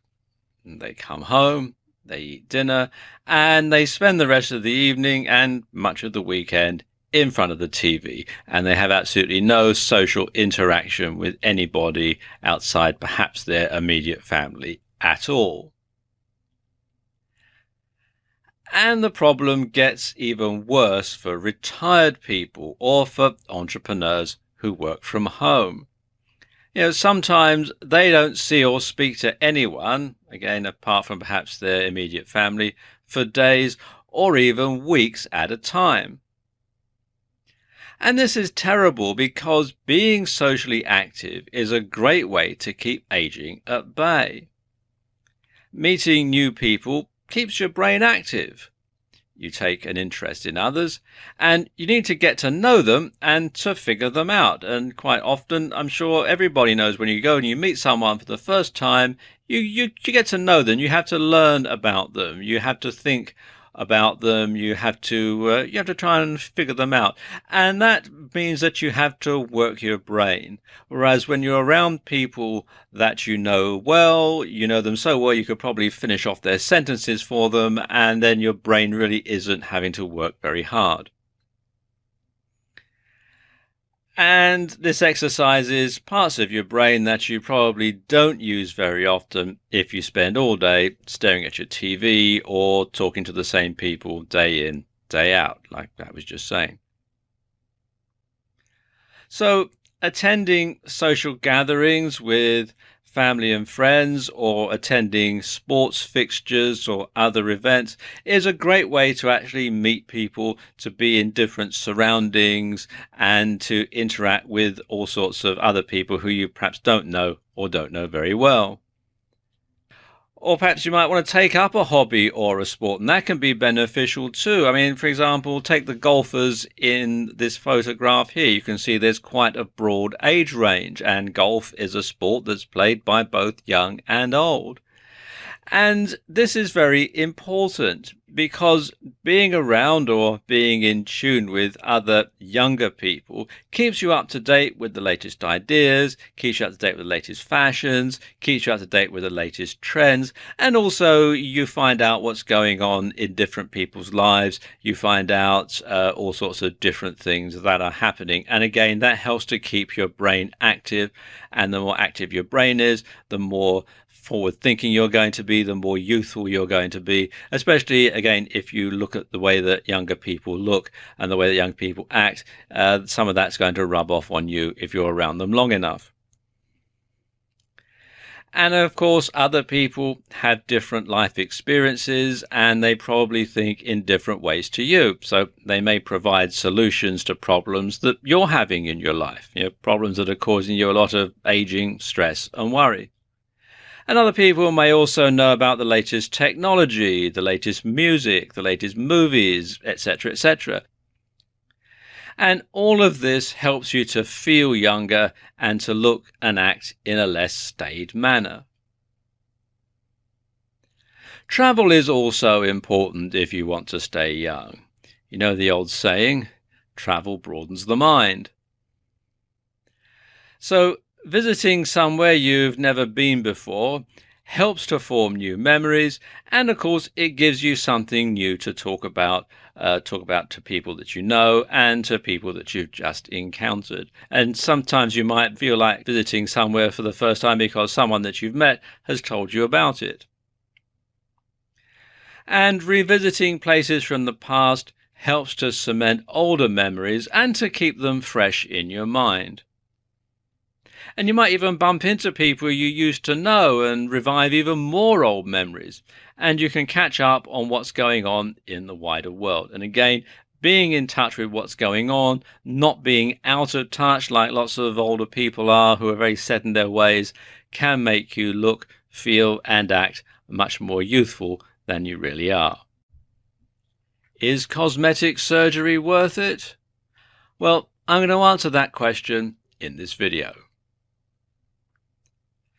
Cosmetic surgery, aka plastic surgery, was once the preserve of the rich and famous. Nowadays, though, prices have come down and it's within reach of almost anyone. And the most popular procedures done these days, according to WebMD.com, are lipoplasty, also known as liposuction, eyelid surgery, breast implants, nose jobs, facelifts, and Botox injections. And the thing is, if these procedures are expensive in your own country, you can always go to another cheaper country for your surgery. And there are lots of countries around the world where a good part of their economy is actually based on foreign cosmetic surgery. Countries like Mexico and Brazil, Spain, Croatia, Turkey, India and Pakistan, South Africa. They're all countries where people can go and get cosmetic surgery done because it's cheaper than in their home countries, especially if you live in the US or the UK or Australia or countries like that, where these sort of procedures can be quite expensive. And of course, you can get cheap air travel to these places. So, the fact that people can travel around more and you can book this stuff over the internet has made it much more available to a lot more people than it used to be years ago. So we come back to the original question, is cosmetic surgery worth it? Well, it depends. So let's look at the pros and cons. Let's look at the pros. Well, first of all, cosmetic surgery will improve your appearance. That's the whole point, isn't it? And when you look better, you feel better about yourself, and that gives your confidence a boost. And cosmetic surgery can make you look younger, especially if you have a procedure like a facelift or you have Botox. And of course, if you look younger, if you look healthier, then you have better career prospects. You reach a certain age and employers don't really consider you anymore. You appear to be past it. But sometimes if you look younger, if you look healthier, then your career prospects are going to be better. And of course, it can make you more attractive to prospective partners as well. And of course, there are some medical advantages to having cosmetic surgery. For example, you might breathe better after a nose job. If you had difficulty breathing because of the shape of your nose, then you might be able to breathe much better once you've had that attended to. And dental implants may help you chew better. If you've had some teeth extracted in the past, you might not be able to eat as healthily as somebody who's got a full set of teeth. So if you've had dental implants, then that can help. You might have a better diet, and that can improve your general health and your general appearance as well.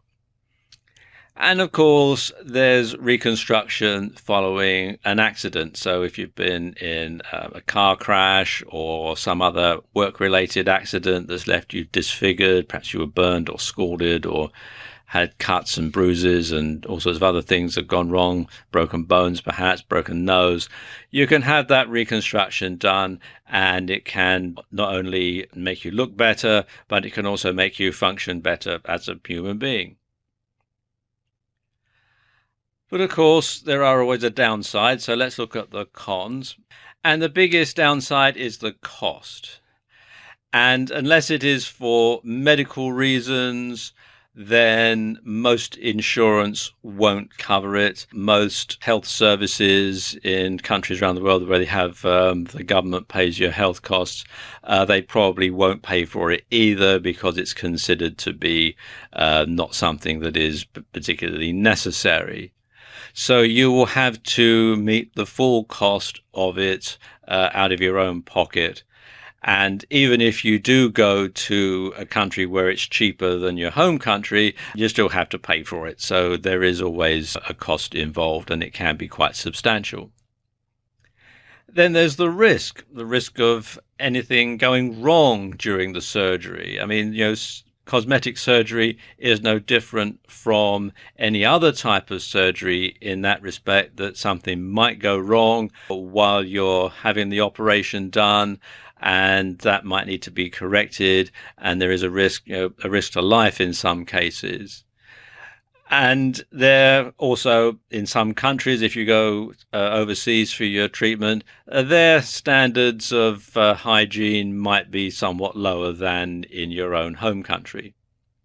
And of course, there can be post-operative complications. Again, just like with any other type of surgery, something could go wrong afterwards. There could be some other type of complication that has to be taken into consideration. So there is always a big risk with cosmetic surgery, just like there is with any other type of surgery.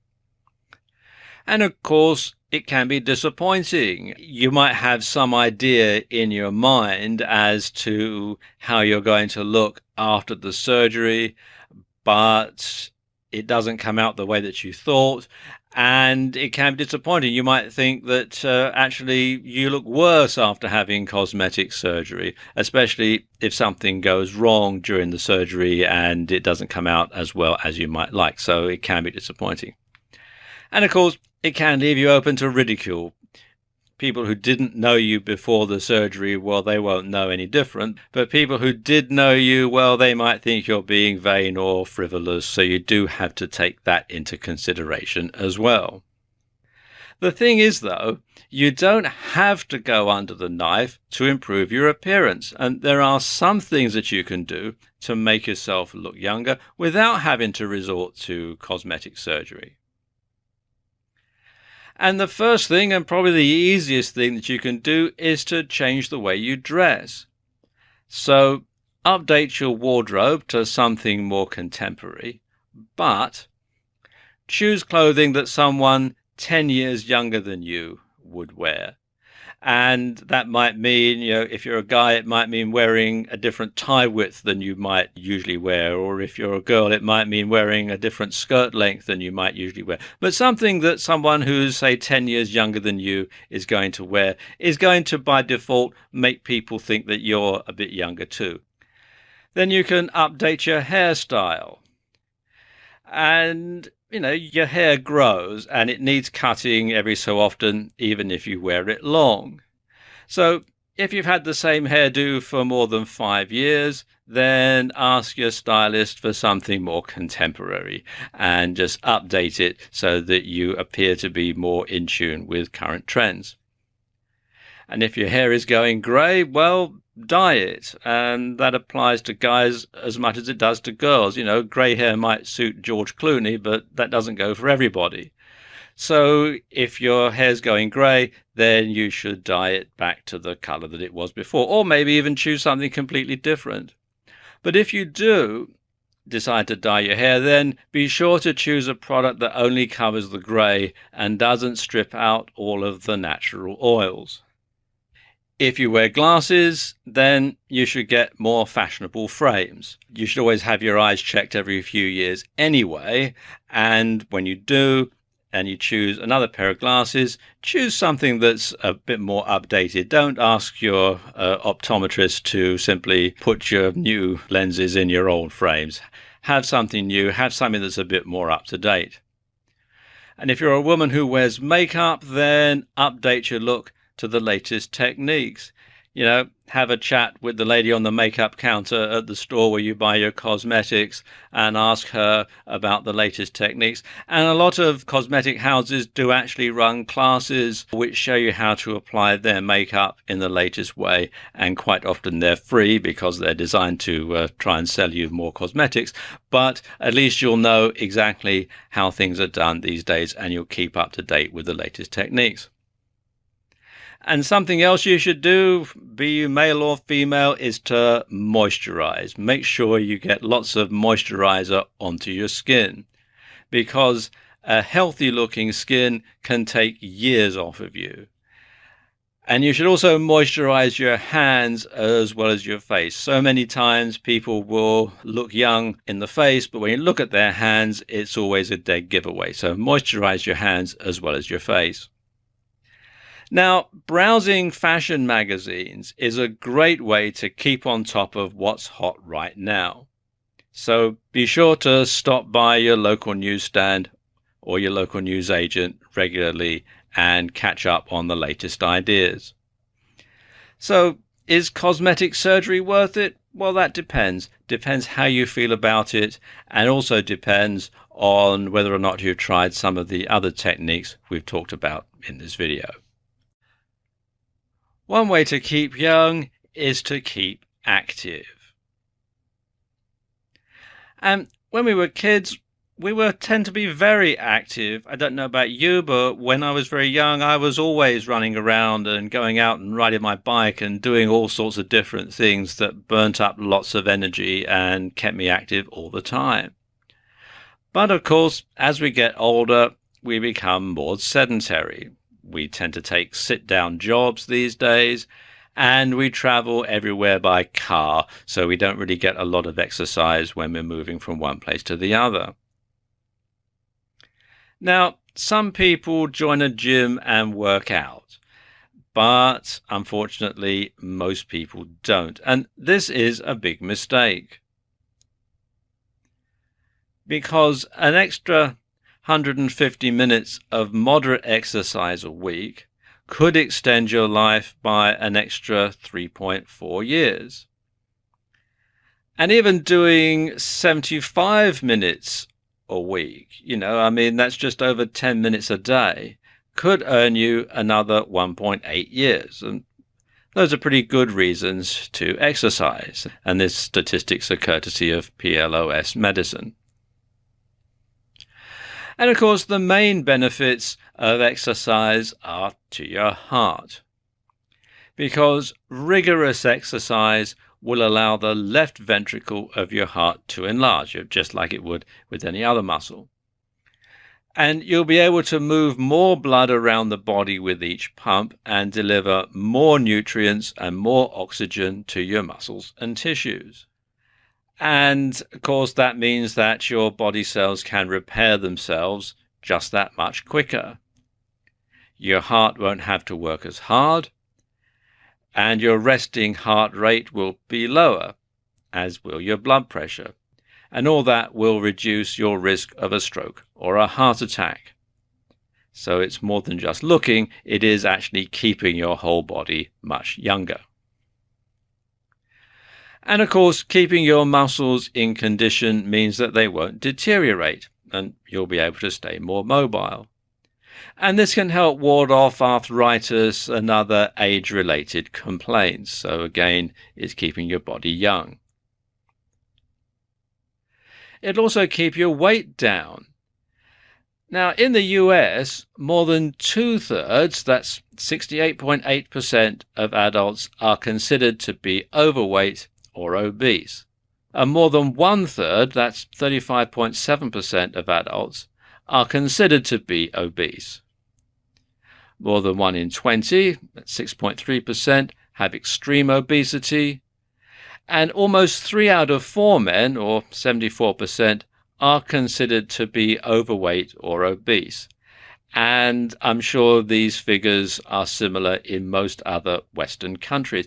And, that really tells a story about the way that most people live their lives. They simply don't exercise enough. And when you're not burning off the calories to move around, then your body lays that down as fat.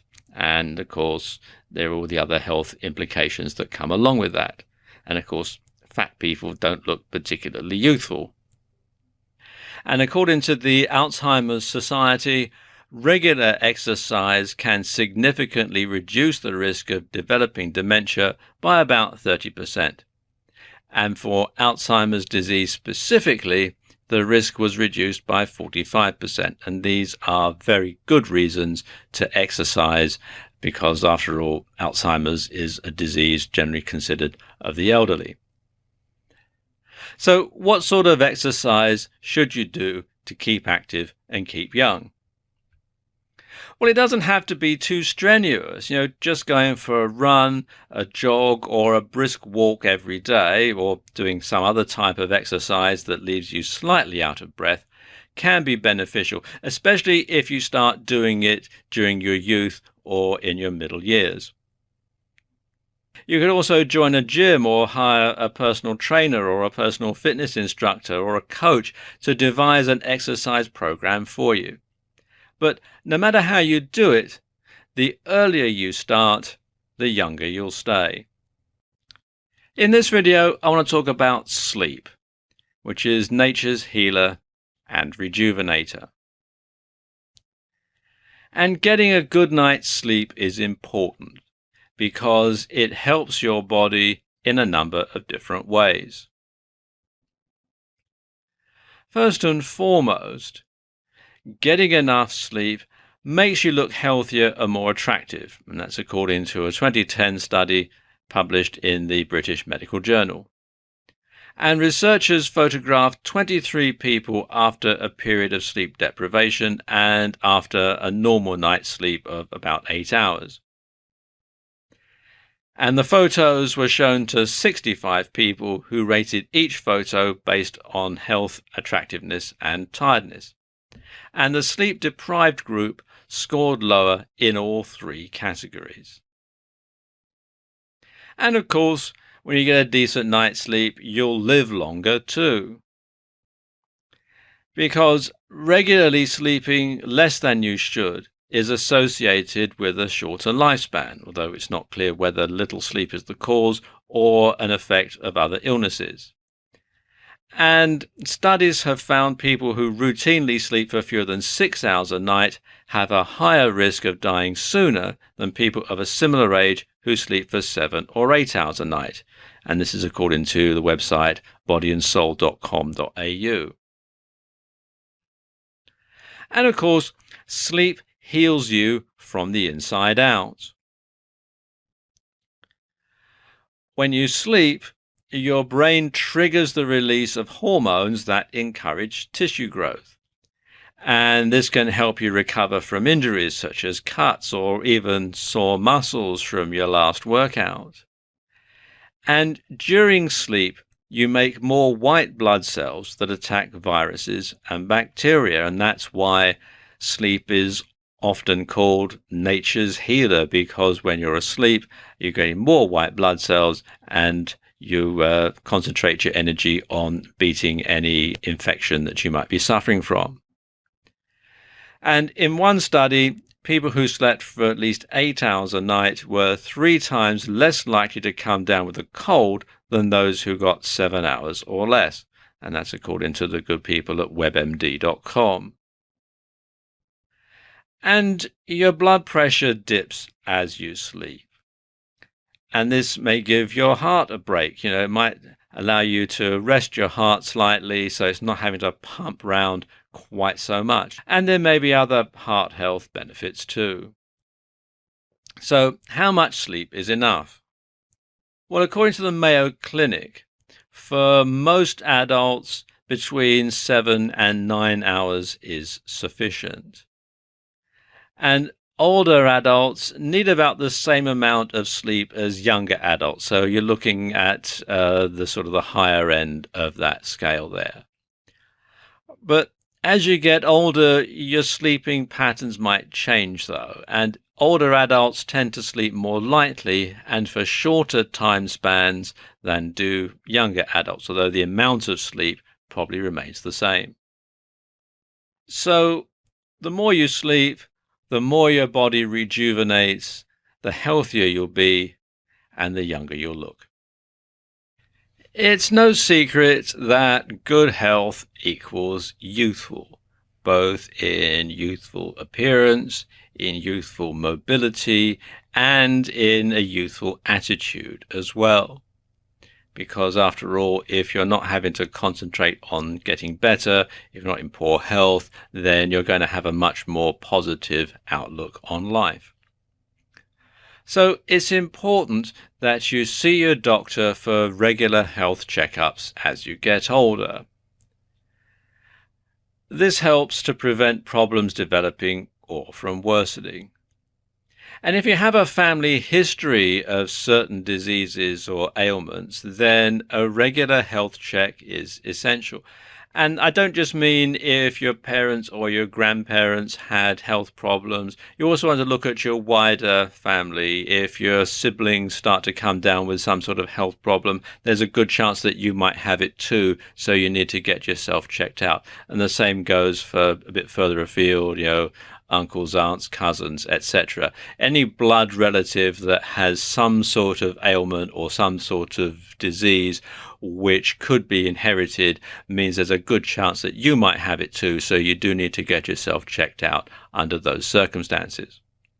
So what sort of things should you get your doctor to check for, and what sort of questions should you ask, and what sort of things should you ask about when you have a checkup? Well, I suppose perhaps the most important thing is cancer screening, because if you treat cancer early enough, then you can literally save your life. So we're talking things like breast cancer, cervical cancer, prostate cancer, colon cancer, and lung cancer, particularly if you're a smoker or if you have smoked in the past. You want to make sure that there's nothing untoward going on there. You also want to get your doctor to check your cholesterol, and this is particularly important if you're over 40 because then cholesterol can start to build up. You also want to have regular checks of your blood pressure because that can be an indicator of poor heart health, so you want to get that checked out. You also want to get checked out for HIV or AIDS if you're in a high-risk group. So if you're gay, or if you've had a blood transfusion in the past, or if you are or have been an intravenous drug user and have shared needles, then you want to make sure that you regularly get checked out to make sure you're not developing HIV or full-blown AIDS. You also want to have a blood test to look for viruses, in case you're suffering from any other type of viruses. And particularly, you want to have your doctor check out if you're suffering from any what's known as low-level viruses. Now, these are viruses that don't generally manifest themselves with any particular symptoms, but they can just simply make you feel off color all the time and make you perhaps more susceptible to getting colds and sore throats and that sort of thing. And quite often, if you don't have a lot of energy, if you're feeling sort of generally blah all the time, it may well be that you're suffering from a low-level virus and you want to get that checked out. You should also see your dentist regularly. Bad teeth can be very aging, and extractions can cause hollow cheeks, which can put years on your appearance. Also, good oral health can lead to good general health because your body isn't having to fight oral infections. And your dentist can also look for signs of mouth cancer and can detect it early. So you should go and see your dentist at least once a year, preferably twice a year, just for a regular checkup. You should also keep up to date with any vaccinations and inoculations. And this is particularly important if you do a lot of traveling. If you go to countries where certain diseases are endemic, but they're not native to the country where you live, then obviously that puts you at a much higher risk of contracting those infections. So if you're going to any country outside the immediate area where you live, then you should go and see a doctor ahead of time to make sure that you have all the jabs that you need to keep you healthy. And you should also, during the course of having your checkup, review any existing health problems and note any changes. Have you noticed any body changes, including lumps or skin changes? Are you having pain, dizziness, fatigue, problems with urine or stool or menstrual cycle changes? Have your eating habits changed? Are you experiencing depression, anxiety, trauma, distress, or sleeping problems? All these could be an indicator of something more serious going on, so you do need to discuss this with your doctor during your checkup. And if problems are caught and solved early enough, not only will you live a longer, healthier life, but you'll have a better quality of life too. Why do some people age faster than others? And that's a question that has perplexed many people for many, many years. For example, all the people on this website were born in 1951, and that makes them pensionable age in most countries in the world. Yet, as you can see, some of them have stood the test of time much better than some of their peers. Now, why is that? Well, a lot of it is down to genetics. If your parents and grandparents aged quickly, then it's likely that you will too. And, frankly, there's not much you can do about that, other than grow old gracefully. But the converse is also true. If your parents and grandparents looked youthful, then chances are that you will too. Lifestyle also plays a role in how quickly you age, and you can change that. Smoking, for example, changes the skin, teeth, and hair in ways that can add years to your looks. It also affects everything from your fertility to the strength of your heart, lungs, and bones. In fact, a recent study of twins, where one twin smoked and the other didn't, showed considerable differences in appearance. And in some cases, the twin who smoked looked up to 5 years older than the twin who didn't smoke or who hadn't smoked for as long. And differences included more sagging of the upper eyelids, baggier lower eyelids, and bags under the eyes. They had more facial wrinkles, including lines between the nose and mouth, wrinkling of the upper and lower lips, and sagging chins. And signs of aging were most pronounced on the lower parts of the face. So, if you don't want to appear old before your time, quit smoking. Or better yet, don't start smoking at all. Exposure to sunshine is also a factor. The UV rays from sunshine can cause irrevocable damage to your skin. Now, of course, there's not much you can do about that if you live in a hot country where the sun shines all the time. You're going to have to go outside at some point or another, and you're going to be exposed to the sunshine. But you should limit the exposure as much as possible and wear sunscreen or sunblock, and the higher the factor, the better. And a tanning bed or sun lamp can be even worse because you're exposed to the ultraviolet rays all the time. At least when you're sunbathing, sometimes the cloud comes over the sun and you're in a bit of shade. But when you're using a sunbed or you're using a tanning bed or a sun lamp, then you're exposed to it all the time. And some of these sunbeds, of course, you're being exposed all the way around your body at the same time. Whereas, of course, when you're sunbathing, just lying out on a towel or on a sun lounger, the sun's only hitting one half of your body at the same time. So, of course, the message is stay out of the sun if you want to keep young. The work you do can also leave its mark on your appearance.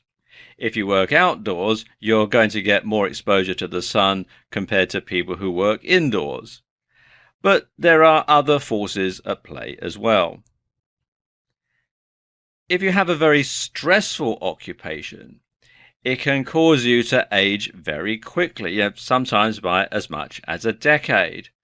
And just look at how quickly politicians age when they're in office. For example, look at these two photographs of US President Barack Obama. You can see the one on the left was taken when he was running for president in 2008, and the one on the right is a more recent one taken in 2016. And you'll notice that he has aged quite considerably. His hair's gone grey, he's got deep lines around his eyes and around his mouth and on his brow, his skin's got paler, and so on. But of course, Obama has actually fared quite well compared to some of his predecessors. Viewers who are old enough to remember Jimmy Carter will know that he aged, must have looked about 20 years older by the end of his presidency than he did at the beginning. And he was only president for one term. But of course, it was all the extra stress of an imploding economy, and then, of course, the Iran hostage crisis that dogged the last half of his presidency. And he had a lot of stress, and he looked much, much older by the time he left office than it was when he began. So stress does play a factor in how you look. And that's because chronic stress accelerates premature aging by shortening DNA telomeres. And a wide range of studies have shown that the stress caused by things like untreated depression, social isolation, long-term unemployment, anxiety attacks, and so on, can speed up the aging process by shortening the length of each DNA strand. And that's according to the people at Psychology Today. And your job might also expose you to toxins. Now, this could be because you work with hazardous material, Or it could be that there's background pollution or background radiation, that sort of thing, in your workplace. So if you know you're going to be working with hazardous or toxic materials, then be sure to wear the appropriate protective equipment. Now, in most countries, your employer has a duty of care to provide this. And if they don't, then it's a worthwhile investment for you to actually go out and buy it and pay for it out of your own pocket. But if you find that your job is making you sick, and that's something else that can aid you, quite frankly, you're better off finding another one. And these are just some of the factors that mean that some people age quicker than others. One way to stay young and to hold back the aging process is to avoid excessive exposure to stress. Now, stress is part of everyday life, and some stress is actually good for you. Let's face it, life would be pretty bland without some stress to add a bit of spice. But when things get out of hand, excessive stress can have profound effects on both your physical and psychological well-being. If all isn't right on the inside, that's often reflected on the outside. And in many cases, that causes you to look older than you really are. And there are two ways of coping with excessive stress. First of all, you can deal with the stress and find ways of overcoming it, or better still, avoid it altogether. Now let's look at how you can deal with the stress. And the best way to deal with stress is just to relax. Now, relaxation is different for different people. For some people, it might mean following a hobby, or it might mean playing sport or watching their favorite team. It might mean taking a vacation or a short break, or it might mean just putting some distance between you and the stressful situation. Another way of dealing with stress is through hypnosis. Now, I can personally attest to the fact that this does work. Some years ago, I was under a lot of stress. I had a job that I hated, working for someone who absolutely detested me and was desperately trying to get me fired at every opportunity. I split up with my girlfriend. We've been going out for a couple of years, but it was quite obvious that our relationship had pretty much run its course. And although I suppose it was amicable as breakups go, it was still very unpleasant and very stressful. And then on top of all that, I was involved in a car crash. A guy ran a red light and crashed into the side of my car and damaged it, not enough to make it a total write-off, but enough to make it undrivable. And it turned out that he had no insurance. He wasn't in the country legally. The address he gave me was one that he'd moved away from a couple of years ago. And the paint and body shop that I took the car to was trying to rip me off. And it was all very, very stressful. And I started to get panic attacks. I was not sleeping very well. And some guy came to my work and didn't know my name and was asking for me and said he was a tall guy, 30 something. And I was 22 at the time, so that didn't go down too well either. So I decided to undergo some hypnotherapy because I'd read about it in a magazine. And I found a hypnotherapist. Actually, I found her out of the Yellow Pages, and her office was about a 5-minute walk from where I worked. And I had a couple of sessions with this hypnotherapist. And she put me into a deep, relaxing, hypnotic trance. It was the most deep, relaxing feeling I've ever felt. And she gave a couple of post-hypnotic suggestions, one of which was a trigger word. And she said, every time you say this word to yourself, you'll feel as relaxed as you are now. And it worked. And she recorded the sessions so I could play them back every day to reinforce the post-hypnotic suggestions. I used to listen to them last thing at night before I went to bed so that I would be nice and relaxed so I could get a decent night's sleep, and so on. And it really, really helped. And I highly recommend it. Now, of course, the best way to avoid stress is just to avoid stressful situations in the first place. And this isn't always possible, but there are some things that you can do to minimize the situations that cause you the stress. So think about what is causing you to be stressed and then devise ways of dealing with them. Now, let's take workplace stress, for example. Lots of people feel very stressed at work. And in my own case, from when I was going through a very stressful time, I found that the only way to actually deal with this stress was to basically find another job, because it was quite clear that my boss hated my guts and he was going to get me fired sooner or later. So I might as well leave and find another job, which I did. And my stress levels went down quite considerably. And if you have a job, then again, discussing the situation with your superiors is probably the best thing to do. In my case, it wouldn't have made any difference, but in other cases, it can help.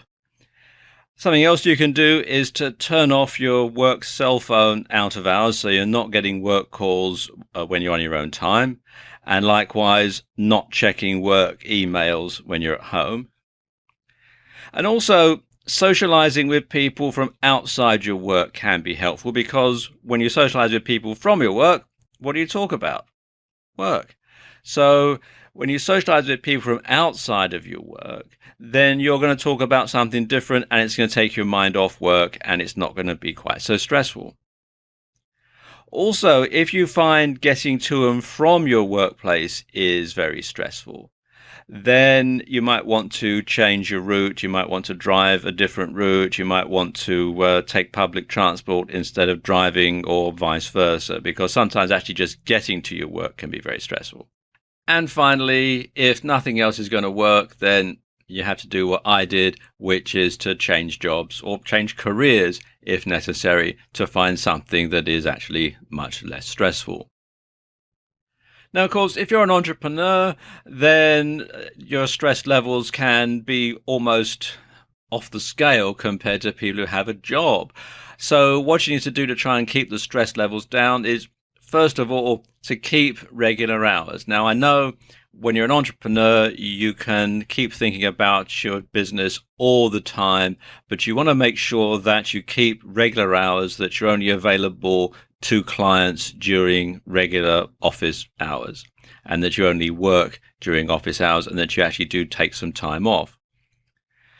You want to have a dedicated place to work from. Now, this could be a room in your home if you have a home office. If you have not a lot of space at home, then just have somewhere that's a dedicated place in your living room to work from. Get an old-fashioned roll-top desk that you can shut and basically separate you from your work physically from time to time.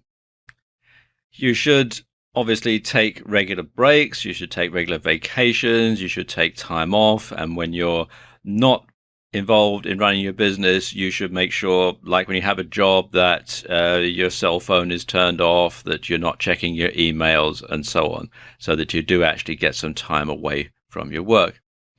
And you should outsource tasks that you find stressful. I know a lot of people find doing the books to be very stressful, so hire a bookkeeper or an accountant to do that for you.